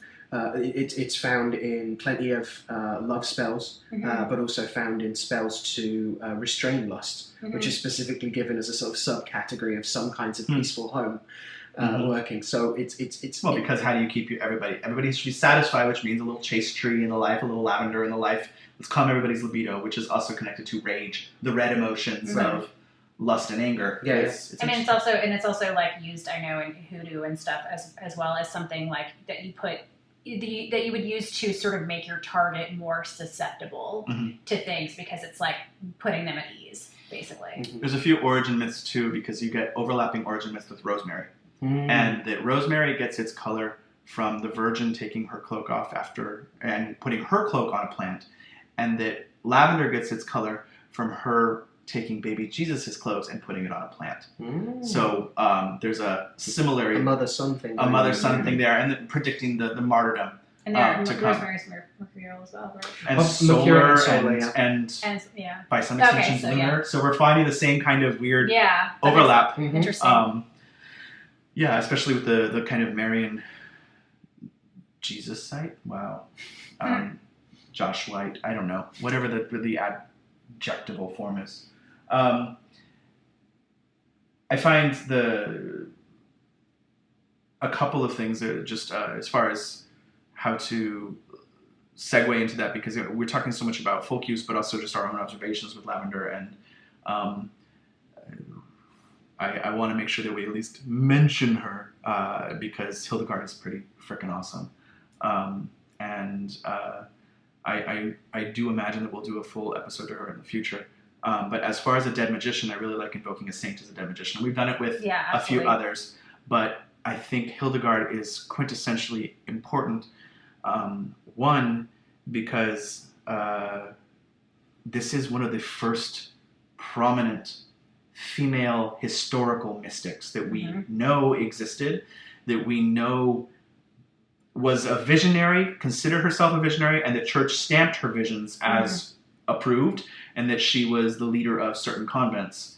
And in addition to that, in addition to being one of the first female musicians that is authorship in that way to stop the anonymous chain, I think it was also an interesting point brought up by Becky in talking about her, was that if Hildegard had been born 3 centuries later, she would have been accused of witchcraft and killed.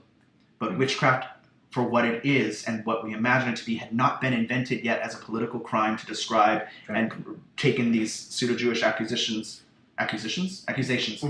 that fueled the witchcraft panic. But because of what it is, the church controlled it and said, fine, put a stamp on it, put her in a convent, let's get some butts in the seat, let's have people go see her and praise her and see how we can use her for this thing. And the Sibyl of the Rhine, as she was, we're talking 1,000 years ago, is still, has been recognized as a saint for many people in many parts of Catholicism. There's also different orders of saints, so there can be local veneration of a saint, but not universal recognition, and therefore not a universal feast day. And she was made officially universal saint by Benedict, the Emperor Palpatine, which is one of the few things. He made a few saints that was very impressive, and she was named a doctor of the church. So there are very few female doctors. There's 4 of them. And she is one of them. And that is a big freaking thing. And to be able to read the works like Civius, which is, know you the ways, to be able to read her works, knowing that it is written by a woman, has always been said to have been written by a woman, and that she has a very unique relationship as a mystic, meaning that she has her own Mohammedan moment where she shuns them away at first, her visions. She starts seeing things very young. Yeah, I think that she didn't start talking about them until she was in her 30s or something like that. Yeah, and she put them off and she got sick. Yeah. So she was like, oh, people, where's the quote? But I, though I saw and heard these things, refused to write for a long time through doubt and bad opinion and the diversity of human words, not with stubbornness, but in the exercise of humility, of course, until laid low by the scourge of God. I fell upon a bed of sickness, then compelled at last by many illnesses, and by the witness of a certain noble maiden of good conduct, and of that man whom I had secretly sought and found, as mentioned above, I set my hand to writing. While I was doing it, I sensed, and as I mentioned before, the deep profundity of scriptural exposition, and raising myself from illness by the strength I received, I brought this work to a close, though just barely in 10 years. And I spoke and wrote these things not by the invention of my heart or that of any other person, but as the servant, by the secret mysteries of God, I heard and received them in the heavenly places. And I again heard the voice from heaven saying to me, cry out therefore and write thus. It's a direct thing of Iqra, of Jibril coming to Muhammad and saying, write. And God saying, write. I told you to do this once. Why didn't you do it? here comes the scourge of God. You're going to do this. And it's funny because her collection, her compendium of her herbal lore is pseudoscientific, humoral theory, along with full-on folk magic use of herbs, of like her praise of certain trees. Like, this is the closest to God, and if you write something on it, your home will be blessed and no evil spirit can come through. Because there is no distinction between physical and spiritual at this point. They are all flowing between each other. And yeah, plus her music's awesome. Yeah, totally. It's really good. There's some great stuff about the noble greenness rooted in the sun, and this idea, and specifically talking again about the quality of light as well, and referring to things either optically as incandescent or as representing a virtue of God on earth through the green. Yeah, she sees the shadow of the light of God is the first thing she sees, which is an interesting thing. And then like whole ideas of the creation in this kind of very medieval way of rephrasing things, and that her depiction of it is the flame, the Celtic idea of the flame to the head. So she's got these 3 tongues of fire, not always 3, but it's just an interesting thing of her head is on fire, and this is the heating migraine that has to be cooled in some way, the divine sickness that comes that gives her visions. And also she was very known to, she was really good at guilt trips, which I find very interesting. Like, it's like, oh, I had a vision. Yeah, there was. You're gonna be kicked out tomorrow. Yeah, she had was it a nun that she was working with that was like trying to go to another convent because Hildegard was a little overbearing, and she was like, I who have raised you, I who have brought you to the light of God, you would leave me without your help and assistance. You would abandon the holy work we have started together. And it's like, whoa, okay, she knew how to pour that on. And also the side of it that, like, when the church would kind of come a little too close to, like, trying to see, like, what are you saying? She'd be like, oh, I'm having a vision. There are evil tempters. Satan is trying to, it was this type of... I'm having a vision. It's of you in a ditch. Yes. Tomorrow. If you don't... The devil has poisoned your mind against you. So it's a bold move. Yeah. Totally. And also I think if you look into a lot of her recipes, there's such good exposition of humoral theory in her remedies. Nerve cookies, by the way, are fantastically easy to make, but rely on the use of cloves, cinnamon, nutmeg, mercurial herbs, which are said to enervate you, to remember things and to do. So we're talking about smart angel drugs.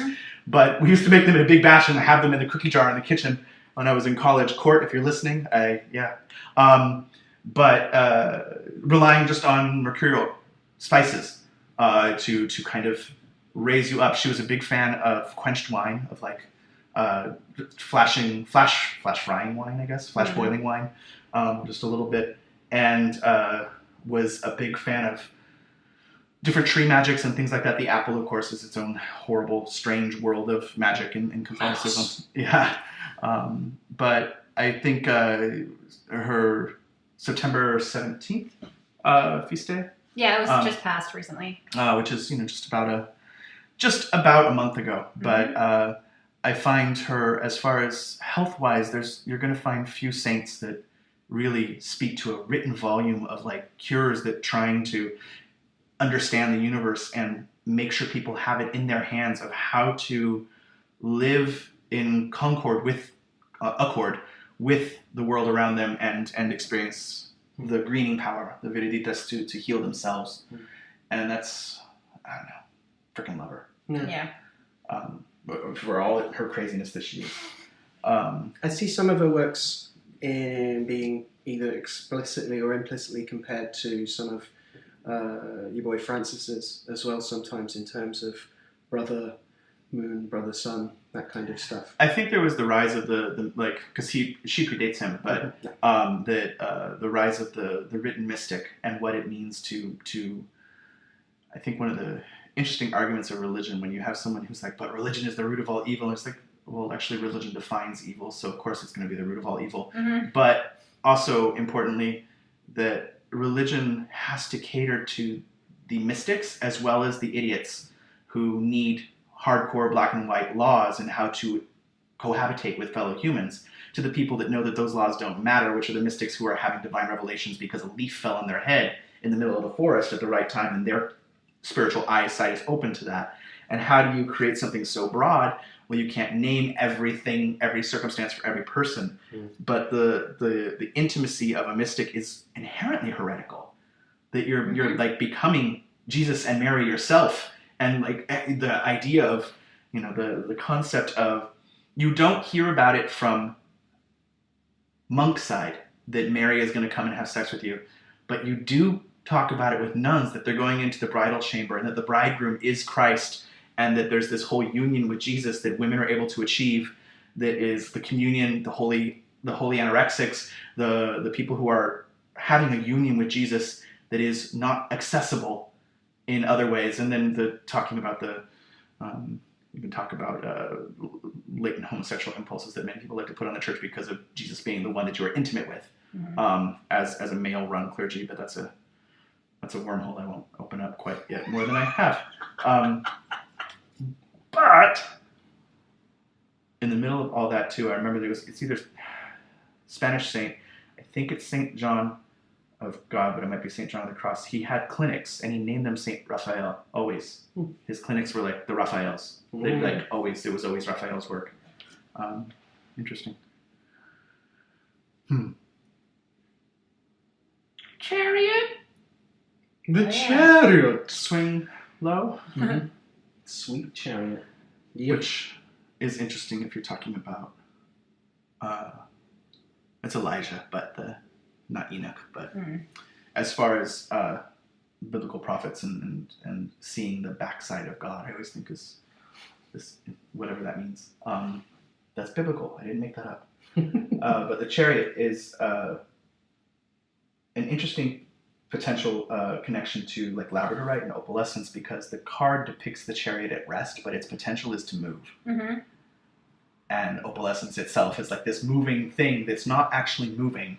Well, also it's like the idea that something that doesn't really have any true nature represents potentiality. So I mean, elaborate. Well, you know what I mean? Like it's sort of like the Buddhist concept of like emptiness or something like that. Like because something has no true nature, it has the potential to be everything. So I guess a chariot, being either like both at rest and then also in motion. It's interesting if you put that with the black and white sphinx or the black and white horses that pull it. This kind of opposite thing there. I liked its notion of, or I still like its notion of a combined effort. I'm always interested in where I can look at this like cut up, and the idea of it being made of many parts, the rider and the grail, that's what he's holding, or the chariot itself and the steeds and all of these things without all of them working together, they're not going anywhere. Oh, it's like the horse thing. Remember the thing that Russ was telling us about how if there's two horses, like one horse can pull this amount of tons, like say 40 tons or something like that. But if two horses that are friends work together, they can pull like more than twice as much. Right, more than the sum of the parts. Yeah. Yeah. I like that. That really scientific explanation that Absolutely. I gave just now. Yeah. But harmony as that which has emerged more than the sum of the parts. I like that very much. And that notion of also that the other side of that is that it's it's hard power. So it's about the idea of like cranking on your armor, and you haven't necessarily mastered any of these forces. You've just like bullied them or by sheer force of will like got them all to the same to go in the same direction, at least for a little bit, until the wheels fall off. Right. It's not enlightenment. It's you're working with what you have, and you've cobbled it together for as long as it needs to go together until the horses are tired or the sphinxes decide to riddle at you or whatever. Riddle at you. I think it's interesting because its number is 7, right? So it's the 7th card, which automatically brings up planetary references to me. And the Chariot is interesting for me in the sense of what at least Jen has introduced in my vocabulary of snapshots, that when we're looking at a chart, we're looking at a snapshot, things that are technically still moving, but we have frozen them in time, and the Chariot becomes an interesting vehicle for delivering the light of God for the Mesla coming through those pinholes of what the snapshot of what it is, and that the Chariot has these stellar connections. Right, the Rider-Waite Smith, he's like it's daylight and the sky is pretty clear, but there's a canopy above him with the stars. And he's also got kind of a diadem thing going on as well. So he's he's carrying the heavens with him in a same, or even the static of that particular pattern of stars on that fabric with him. So there's a kind of talismanic quality to it going on there as well.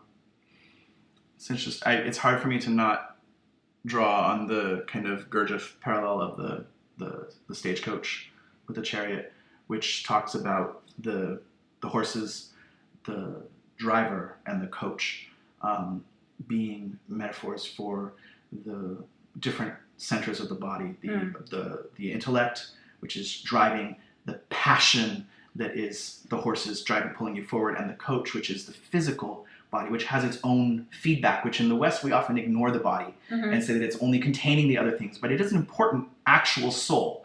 Like it's only here for this lifetime, and it's doing its damnedest to try and keep us going, which in connection to the physical health of Raphael is an interesting thing too. Yeah, totally. To understand the body as a temple, or the body as something that allows for something else to come and help us co-worship or co-create or whatever it is that we're calling it. But also that in those balances, if the horses go too fast, the coach is going to lose its track. If the coach is moving without everything else, it's great. If the driver is manipulating the horses too much, not paying attention to the coach, it's going to fall apart. And that through the balance of those three centers, a fourth option arrives, which I just spat at you from across the room, that the fourth possibility of the rider actually, or the patron showing up, that the vehicle, the body of light, the divine self the coach can open the door when things are in balance. And the balance between those parts, those centers of the body, allow for a new part, which is an interesting side of it, that in a lot of Central Asian to Eastern Asian metaphysics of the divine soul, the thing that lasts has to be created through our work on earth. It's not a guarantee. And that the Lamic reincarnation as another Lama is not the fate of the common man. The common man is going to follow whatever the trajectory of its soul is upon death. That if you live like a dog, you're going to your soul is going to be attracted to a dog. But that creating the divine body of light, creating a new soul, adding more soul mass to your soul, perpetuates you into eternity in a different way. And I find that very interesting too, with this kind of opalescence thing we're talking about, this layer that is like, how do you describe it? What is it that makes the shell of the thing iridescent in that way? And how do our bodies, what is it to see the reflection of someone else, of ourselves or something else in the eyes of the person you're talking to? What is it to see the glow on skin that we always describe to a pregnant woman? Like it's like there's something different, and it's the same. Right, you can't really describe it. What it is, yeah. It's that's interesting to me.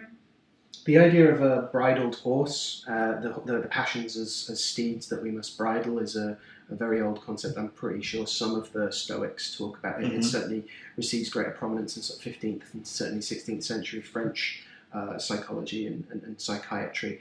And how dare you say that Freud didn't invent that? I dare. I very dare. There is something in the. I've always been curious as to what the heraldry on the shield of his little gavel thing that they say has Masonic connection sometimes. Right, I was looking into that. That was and some internet said it's got a square on it too. The chariot has the heraldry of the gavel, or there's many things. It could be a setting ball. It could be many things if you're going to be Masonic. But that he has a square, which lovely permutations on what that can be. But yes, full worlds. The mallet has these same connotations apparently. Some quoted thing about the common gavel in the entered apprentice degree, and talking about teaching to correct the irregularities of temper and of various, even says the aspirations of unbridled ambition, to depress the malignity of envy, and to moderate the ebullition of anger. So again, this idea of something that, without breaking oaths, because I can neither confirm or deny that, look at what the common gavel does, which is an apprentice would be given the rough ashlar that was made in the quarry that's not perfectly smooth, and they are smoothing the rough parts off, getting rid of excess things that are not going to fit the temple, that are not going to fit the plan. So it is getting rid of the excess. It's not detritus until you acknowledge it as it is. So you must measure according to the plan and say this must be this measurement, and it must be perfectly square in order to fit the temple, which then by metaphor in Masonry of fitting the living temple, that you are making your soul, you are enacting those metaphors upon yourself to fit the living temple, which is the greater kingdom, the great temple. Additionally, there's other things of it. The gavel is an instrument of violence in the Masonic myth, perhaps, but that it is the thing that can, with your temper, and also the interesting thing of it being the judge's gavel, and the kind of huge Masonic conspiracies as to the authority of the gavel and what that means. The idea of hammer and armor there, also you get plenty of folks talking about how the chariot can also, in its negativity, or when it's reversed, if you read those, has this quality of the armor that like constrains us, and the worst, crabbiest qualities of cancer that it's associated with, and this notion of judgmentalism, but also of putting on a pretense, which is what I thought of when you were talking about Okana. This idea that it can be the armor that helps you put on something to become to progress in your quest, but it can also be the airs and graces, or the affected world wearing-ness of like, oh, these beginners. Yeah. I'm totally putting things on your bed without asking you. I I'm don't sorry. care. We'll just throw my scarf up there and my notes. And okay, so since that is our last topic, let's close out with that. Let's just explore Tristitia a little bit, Sure. because it's also making Vanessa sad that we're in her house so late. No, I don't care.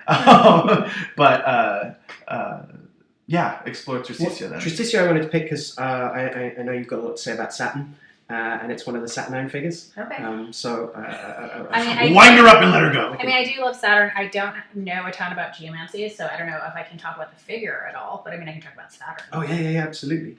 Well, so the two... Which is very Saturnine, to acknowledge your limitations. Yeah, exactly. Yeah, we're not talking about... I planned it that way. We're not talking about the boundary Saturn, though. We're not talking about Karka, the figure of restriction. We're talking about Tristitia, the figure of sorrow. Beautiful, romantic sorrow. So Tristitia has these qualities of that which... My new goth band. That which makes us sad, and crucially, the idea is it's 2-2-2-1, and the idea of being a pit, if we viewed in cross section, is the common idea, being bottom half of the rainbow that we can't see, or the concave of when something is hollowed out. It's typically associated with Aquarius if we're doing it by planetary rulerships, and so I always think there's this creative quality to that kind of sadness, to like when you're thinking about anxiety or worry, the idea that worry is a waste of imagination is an incredibly imaginative act to permutate and invent all the ways that everyone hates you and all the ways that it could go wrong. And I find that fascinating. Mainly Tristitia turns up saying something specific will make you sad, depending on, if it's in the fifth house, it'd be something about your kids will, bring great sorrow to you, etc. The other qualities of it that I find interesting are that it is terrible for most things except black magic. It's categorically listed by Catan and Hadean as like, oh, it's terrible for everything except necromancy. Yeah. So if you're wanting to throw some sorrow at someone, then it's fucking brilliant. And again, it has that idea of like this pattern is going to show up. Find something to do with it that furthers your ends, or be run over by it in its chariot. I find Okana is a hard Odú, because in Dilugun it's one shell speaking. So like you just missed out on like nobody speaking to you in our grand folkloric interpretation of things. But the proverbs the problems for it are things like where the world was begun. In order for there to be good, there must be evil. Where evil was born, without evil there is no good. There's a lot of emphasis on that balance. The speaker will die by his own tongue. The same knife that cuts the bread can cut the flesh. Just as a snake always gives birth to a snake, a witch always gives birth to a witch. Like good will beget good, evil will beget evil.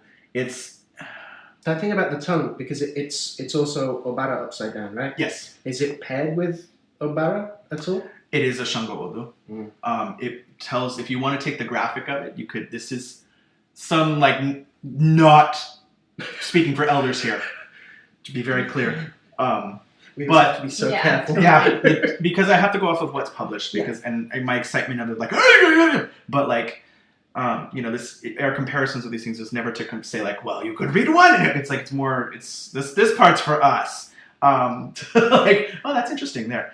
But if you go to the down one side to the bottom of the pit and back up, this is the Odú Shango's incarnation as a mortal and his ascent as into godhood, which is not necessarily found here upon his death. He cheats death and becomes an Orisha, but like it shows the progress of that thing of like, in order to ascend and truly ascend, you've got to go down first.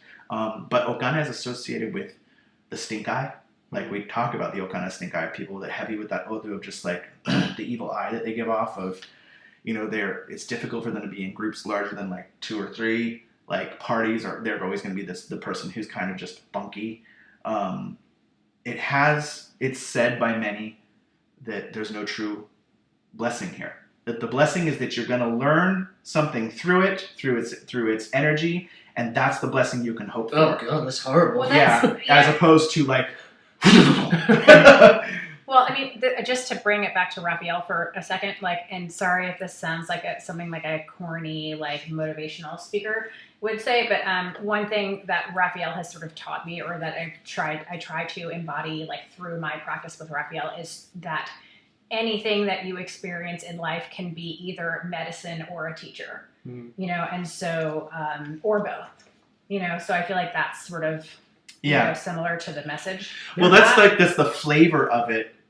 The best hope you can get out of it is that like it's happening, and like, or what doesn't kill you makes exactly, because there's an association with it of exhaustion, of you've tried to do so much good in your life to overcome the stupid shit you've done, and it's the evil shit that's going to catch up with you and what you're going to be known for in this next cycle of energy. And it's like the things that you leave undone come back to get you. It's hard because when it falls, it's traditionally felt that the person being divined for won't actually hear what you're trying to advise them with. They just hear, you're telling me it's going to be shit. And like, that's hard too, because they're fulfilling the fullness of it. So sadness, it deals a lot with sadness. It deals a lot with, what I was trying to talk about earlier was directly quoting Fatumbi, Folokun Fatumbi of, Ifa teaches that in Okana, Shango becomes incarnated as an Orisha by the principles of justice that are manifest through creation. The historical Shango was an effective warrior who unified the eastern portion of the Yoruba nation. After his victories on the battlefield, Shango became abusive in his use of power and was transformed by his own sense of guilt and shame. This does not mean the creator is an unforgiving deity. By incarnating Shango as an Orisha, the universe allows for the transformation through tragedy and crisis. False pride and egotism can create an illusion of accomplishment and honor, but the laws of nature are such that the illusion cannot be sustained by itself indefinitely. So it is the bottom of the pit. You think you're on the rainbow. The rainbow is not made of substance. Joy is fleeting. And you have the highest high in Letizia that becomes the lowest low. And so there is something here. There's a lesson here. But the in its composites, which is a whole like more thing of like when it mates with other signs, the spirits that are here, the Orishas that are here, like you cling to something like Shango, like just get me through this. Like here, come battle with me because I'm about to battle myself, which is the hardest thing. The shitty side of that comparison to Laetitia is that shape means that Laetitia is an exiting figure. It's going. Laughter does not outstay its welcome. Right? It's there and it's gone. The whole like you have to make love like bread again and again and again. Doesn't just sit there like a stone. Thank you, Ursula Le Guin. But because Tristitia is so downward pointing. Oh, sorrow's here to stay. Sorrow is like already brought its toothbrush and is like sticking to the heart. Right, that humoral notion of how we experience passions isn't just about their intensity, but about how easy they pass through us. Passio. Misery loves company. Too. There's a gravity and a profundity, literally in this sign, to sadness. There is in Okana Meiji, in Double Okana, there is the origin of when we read. You have to ask if there's good blessing first, and then you know if it's not good blessing, it's bad. We ask good blessing first, but that story is actually found here, where Ire and Osogbo and Ibi they're told to go before Alofi the next day, and like, you've got to give sacrifice tomorrow. And Ire's like, oh my god, it's going to be amazing. I'm going to do this. There are all these things in life. And he goes to dream. He's like, I'll wake up early tomorrow and get it all done. And Osoko is like, I'm going to go get this stuff done now because I don't know what's going to happen. And he goes to bed, and he gets up early, dresses in his finest clothes, and Ide oversleeps, and they have to go before God, and God is like, whoa, where's the stuff? And Osoko is like, right here. And Ide is like, I overslept. And he's like, okay, well, he's going to get prominence in the world now. He now rules. And so Ide must be asked. Yeah. But Osobo is like, there's all these bad things that can happen, but we only get one chance to ask blessing. And that's that thing, is like, joy is fleeting. There's one little point of manifestation on a big column of nothing supporting it. Right. So like, catch that stone in mid-flight, enjoy that laughter, enjoy the friendship, enjoy the camaraderie. But there's also something underneath it too. I love that story because it's an answer to the problem of theodicy, of how is God or gods good and powerful, but also evil in the world. It's just evil is more organized. Right. Evil did its homework. Well, I mean, the fun thing too in Lumir or in the divination, we kind of think that evil's stupid too, because it is so prominent. Its children are so spread out in the world that evil only comes through the front door, meaning you invite it. Bad things can happen, but the majority of things come in through the front door, meaning it's your introduction into your life. It's your tongue, your mind, your things that you do in your life. Yeah, exactly. And you can try and banish them out, but it's a lot harder. Just don't, keep your legs crossed, I guess is the methodology. That's a horrible mixed metaphor, but there is something to that. I mean, don't slut shame me, okay? I think your legs are crossed.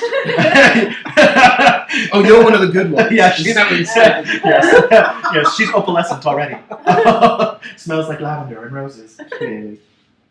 That's interesting as well, that thing about knowing that it comes up and says something about how the divination is going to go and how the client is going to respond. I've definitely found that, and I've talked to other geomancers that have found if Tristitia comes up, you have to be very careful that either they want you to confirm that everything is terrible and that it's completely out of their hands and that it's awful, or that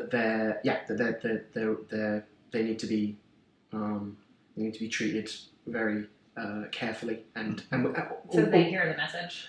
Yeah, with great kindness and sort of kid gloves, basically. It doesn't always connote that. You get it when you get Tristitia in the first and Populus in the seventh, definitely. The idea of the other in this case being the diviner, and even if they're asking about some other person, the actual other that the chart is telling you about is you. Because you're the one having to have the conversation about, even if they're asking about a prospective lover or business partner that you might find in the seventh. And that Populus, it always, any figure added to it always produces that figure again, because it's all the twos. And so they want you to be a mirror for their sadness and for their... And often for those company. Right, yeah. Like, if I can't see my own reflection in it, I might as well see your reflection in it, like... So it's a classic, like, so what you're saying is, like, what you absolutely didn't say, like, and you have to wind back and do it again. Oh, it's those people at conferences. Sit in the audience, you're like, I have a question, and there's never a question. It's really more of a comment. Yeah, exactly. What did you say? Here's my thesis. 20 minutes later, okay, well that. No, I wouldn't. Just stop it right there. There's something to... is there a relation at all for you with Amicio and Tristitia? Yes. Because lore-wise, in our patterns of things, Odú are born from Odú, they're born directly from heaven, and Okana is born from Ofun. Which we've talked about, but Ofun is the origin of the curse. Ofun is reigning in heaven, but through the permutations of the other Odú and things like this, gets dethroned and becomes one of the cursed Obatala energy on Earth. They're like, you keep trying to do good, and people keep trying to do stupid. You're the outcast, even though you're bottling. It's the Pandora story, which doesn't really explain what it is. But the quick reference is that there is an avatar of Obatala that is on the Earth that is trying to capture all these things, and he sets up shop in one town, trying to capture all the bad things in the world, and he's holding them under sheets. And the little girl from next door, who we call Nanagu, comes over, and she's playing, and he's trying to be nice. And she takes care of his house for him, and he pays her, and he's out hunting things, and he always says, don't go into that room, don't look under the sheets. And one time she goes in there, and she, in different versions of it, she either dies or her hair turns white, and she runs screaming, and everything gets released that he had been spent a lifetime doing, and they blame him. It does all the work he had done is erased, which that action, all the good work you've done is now erased, is very Okana. And Okana is creation is never painless. And you can talk about how, like, what we talked about with the Odú Okana equivalent of the kind of piercing of the amniotic sac is a violent act. The birthing act is painful and violent. And Okana deals heavily with the pain and destruction of the former that allows for something new. But its energy itself is a tendency towards destruction.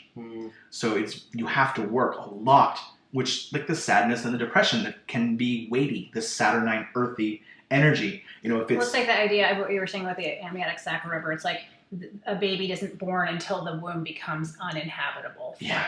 You know? Yeah. So it's It's like... kicked out. Yeah, basically. It's like it can no longer sustain life, so it has to, like, it has to leave, you know? So that the it's like fertile mother becomes barren. Yeah. Like, in order that it will... Well, the womb carker becomes a prison.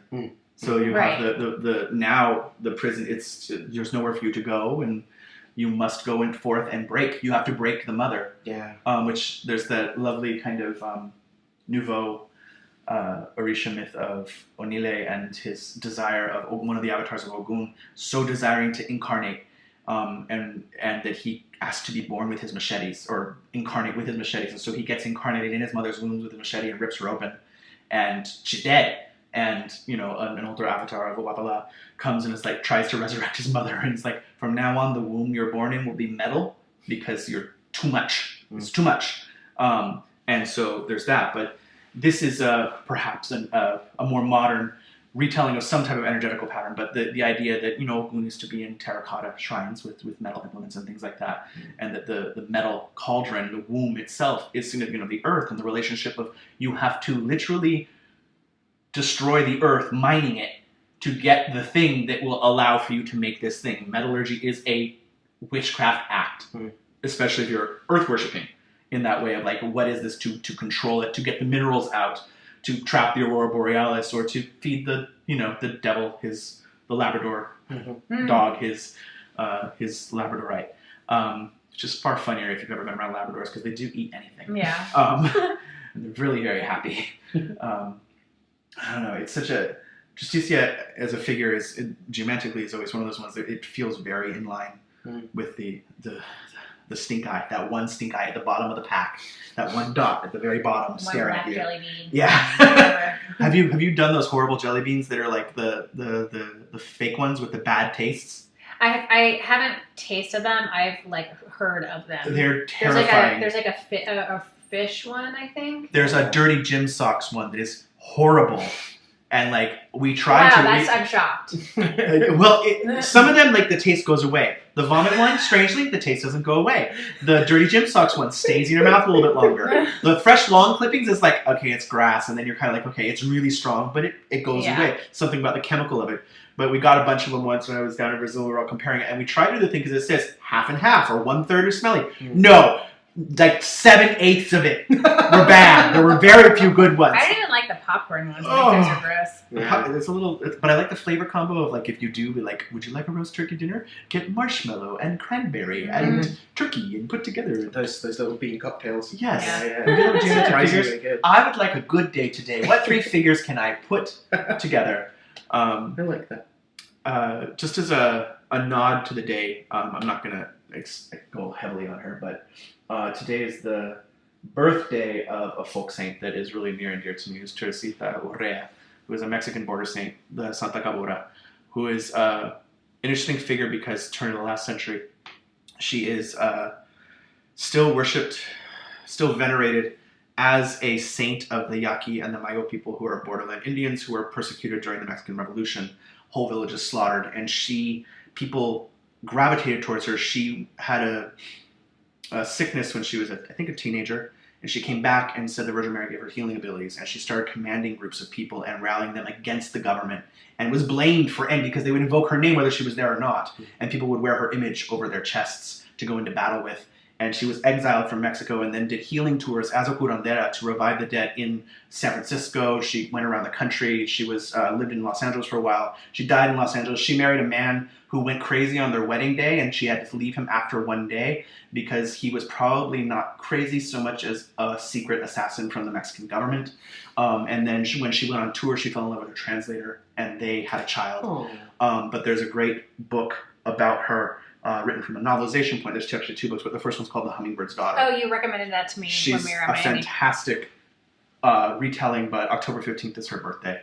And she will probably never be recognized as an official saint, but she is one of those, if you're from the Southwest, you know of her. You know of invoking the powerful ones. The poderosos are the dead curanderos, the dead curanderas, the people that we have historical record of, that someone knew that we call them in Our Dead Magicians Cummins to the aid, to help guide your hands, to help teach you the ways of communing with God in that way. Right. And also because the connection to Saint Raphael, oftentimes in LA, like a couple of the candle shops that have her, oftentimes there's an invocation of Saint Raphael on her candles. And it might be because her birthday is so close, her feast, her other days a few months away. But it's one of those things that, like, you can't even go to her grave. It's an unmarked grave in Arizona that she was buried in. And it's just this frustrating thing of, like, this, La Santa Cabora is, like, a big thing for a lot of us that are from the northern Mexico and southwestern United States, where the border, is permeable. But today is her birthday, which I'm revealing the secret date that we're recording on before the feast. Well, if we're also revealing the date, then I will also give a shout out to Saint Teresa of Avila, whose feast is today. Yay! Teresa of Avila is also one of the masks of Oya. So that kind of stabbing of the ecstasy thing, the warrior angels that are with her. And then be remiss to not mention that Saint Raphael is, like, one of the main masks of Inle, who is a complex Orisha, who has his fair share of tongue and tragedy. Tell us about him, Jesse. He's the fisherman. He's the hunter in the water, and is compared very much to Oshosi and Ogun in this kind of hunting things. And dealing with opalescence, though, which is interesting, I've often tried to figure out, like, why physician? What does this mean? Because every Orisha can heal. That's, like, one of their things. If you don't know what to pray for health. Yeah, exactly, because with health, you can figure out all the other blessings. You can go from rags to riches in a month if the fates are on your side and you work hard. But the divine, the hunting for something, that the hunter who hunts for food is very different because they have visible signs of trapping. Oshosi is associated with, like, third sight of, like, second sight, not third sight, third eye, second sight, of, like, being able to look at a track and know where the animal is in the forest and therefore being able to follow it. So it's one of the main orishas that's associated with this kind of out-of-body vision that is normally ascribed to the witches. But Oshosi, in one of the roads in Brazil, is compared to Inle. They view him as kind of a permutation of Oshosi energy. In Cuba, there's Inle as his own orisha that is using tools to harness, to pull fish out of the water. And I think about this parallel with disease, that, like, if the skin is the surface of the water, a doctor's got to look beneath your skin and hunt the fish that is elusive and swimming through your body, through the rivers of your body, and that the point of the doctor, the physician, to be able to cut it out, to be able to extract that fish out, and be able to show you that fish like Saint Raphael on a hook of, like, this is one of Inle's things. It is the physician. It is the person who uses that metal, that destruction, that energy there to heal. And the lore of Oshosi being taught the herbs that kill, and Inle being taught the herbs that heal. They're naturally paired in that way. So Oshosi's a hunter and has to kill, and Inle is healing with that. It's a complex orisha, and there's, and then, Raphael using the fish parts to heal. Exactly. So, and like, there are many people that it's unknown how much of it is influenced by. Well, it's one of those ones where the saint and the orisha are they're so connected that it's difficult to tell what influences one way or the other, because we associate the fish so strongly with Inle. It's one of his main things. People put him in fish cookie jars now. But all orisha will take a fish as an offering, but we always give it to Inle of, like, this has to be done.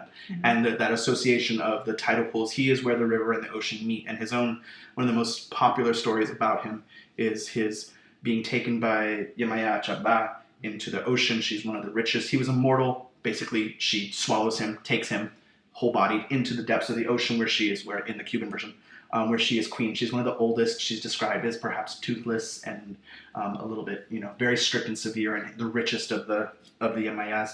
And he's supposed to remain faithful, and he learns all of her secrets and things like that. And he one day sees Oshunololodi swimming near the ocean and goes after her, and he pays Elegua off, basically, of saying, okay, I'm going to go on a little errand. And he starts having these rendezvous with Oshun. And at one point, in many versions of the story told publicly, Elegua doesn't get paid and goes, okay, I see how it is. And goes and directly tells Achaba of like, by the way, that boy that you brought is up there. And so she goes storming in, which Achaba, interestingly, is associated with the tidal wave, goes storming up there, finds them in each other's arms, and cuts out his tongue so that he cannot betray her secrets, and rips her hair off. And there's this specific road of Oshun runs out and grabs watercress and puts it on her head. And our explanation as to why you never bring watercress near her is it reminds her of that betrayal of her sister/mother/other force, as well as that bad time. And it also makes Inle get a traitorous reputation of like, you can't share secrets with him. And Yemaya basically owns him at that point. And that is the most common story told of him. There are many others, but I think the association with Raphael and his association with healing, and then his being taught by the spirit of leaves of Osain to be taught the herbs that heal, and his nurse assistant, who is Abata, his marriage to Otin, who is another female hunting deity who's also connected with water.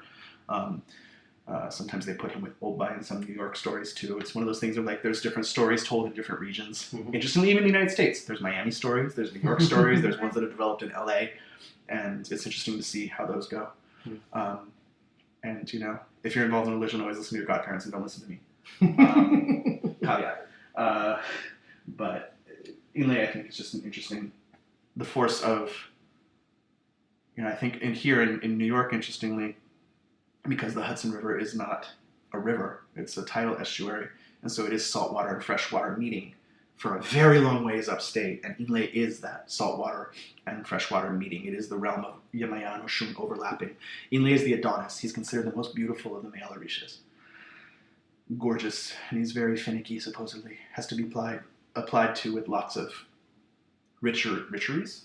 Fineries and witcheries. I don't know. That is the thing. He's a witch. But yeah. I won't say his connection, he's not an Okana Orisha, but there's something there with Saint Raphael that's very interesting. Cool. Yeah. Well. Yeah. I think we actually covered everything. I think so. And just a little over 2. We're in a good place. Enough to make sure that we can get out of your hair, Vanessa. Thank you very much for having us. Thank you for having me on the podcast. Yeah, absolutely. Awesome. How do people find out more about you and what you do? Because you do a lot of things. I do. I do photo, and I do music, and I do writing now. Yeah, you do. So you can find me on my website at knifesex.com. Mm-hmm. Where you can also hear some of your awesome hear music, some of my music, including your devotional album. Yes, my devotional album To Babylon that I made last year. It's almost a year old now, and then I'm working on a new album now, but I'm going to keep the details of that under wraps at the moment. Secrets. But that'll be I'll keep y'all posted about that in the future and that sort of thing. So Yeah. www.knifesex.com. One word, right? Yeah, one word. That is indeed knife sex. One word. As in a stabby thing and coitus. Yeah. Stabbycoitus.com. Alternate domain name for you. Right. Knifesex at stabbycoitus.com. And we'll be coming around the mountain soon with another episode. This will see October out, and hopefully by the time you listen to this, there'll be a few extra goodies out as well. The unmentionables. And we'll see you in November sometime. May Archangel Raphael bring you safe travels and healing and learning. And all lots of fish hearts and livers thrown on some hot coals to drive demons into Egypt. Yeah. Totally. Ne'er to be seen again. Yeah. May all your Aurora Borealises be found in the backside of a dog. Yeah. Yes. In the web-footed dogs of Satan's menagerie. God love a Labrador. And may your sorrows teach you things and help you to treat them as the glorious celestial half-pipe that rockets you to further heights and success. Remember the Jamaican bobsled team. Yeah. Remember, should all your burns have an appropriate amount of lavender oil applied? Michael, another another of the angelic father figures. But yeah. Thanks, everyone. Thank you.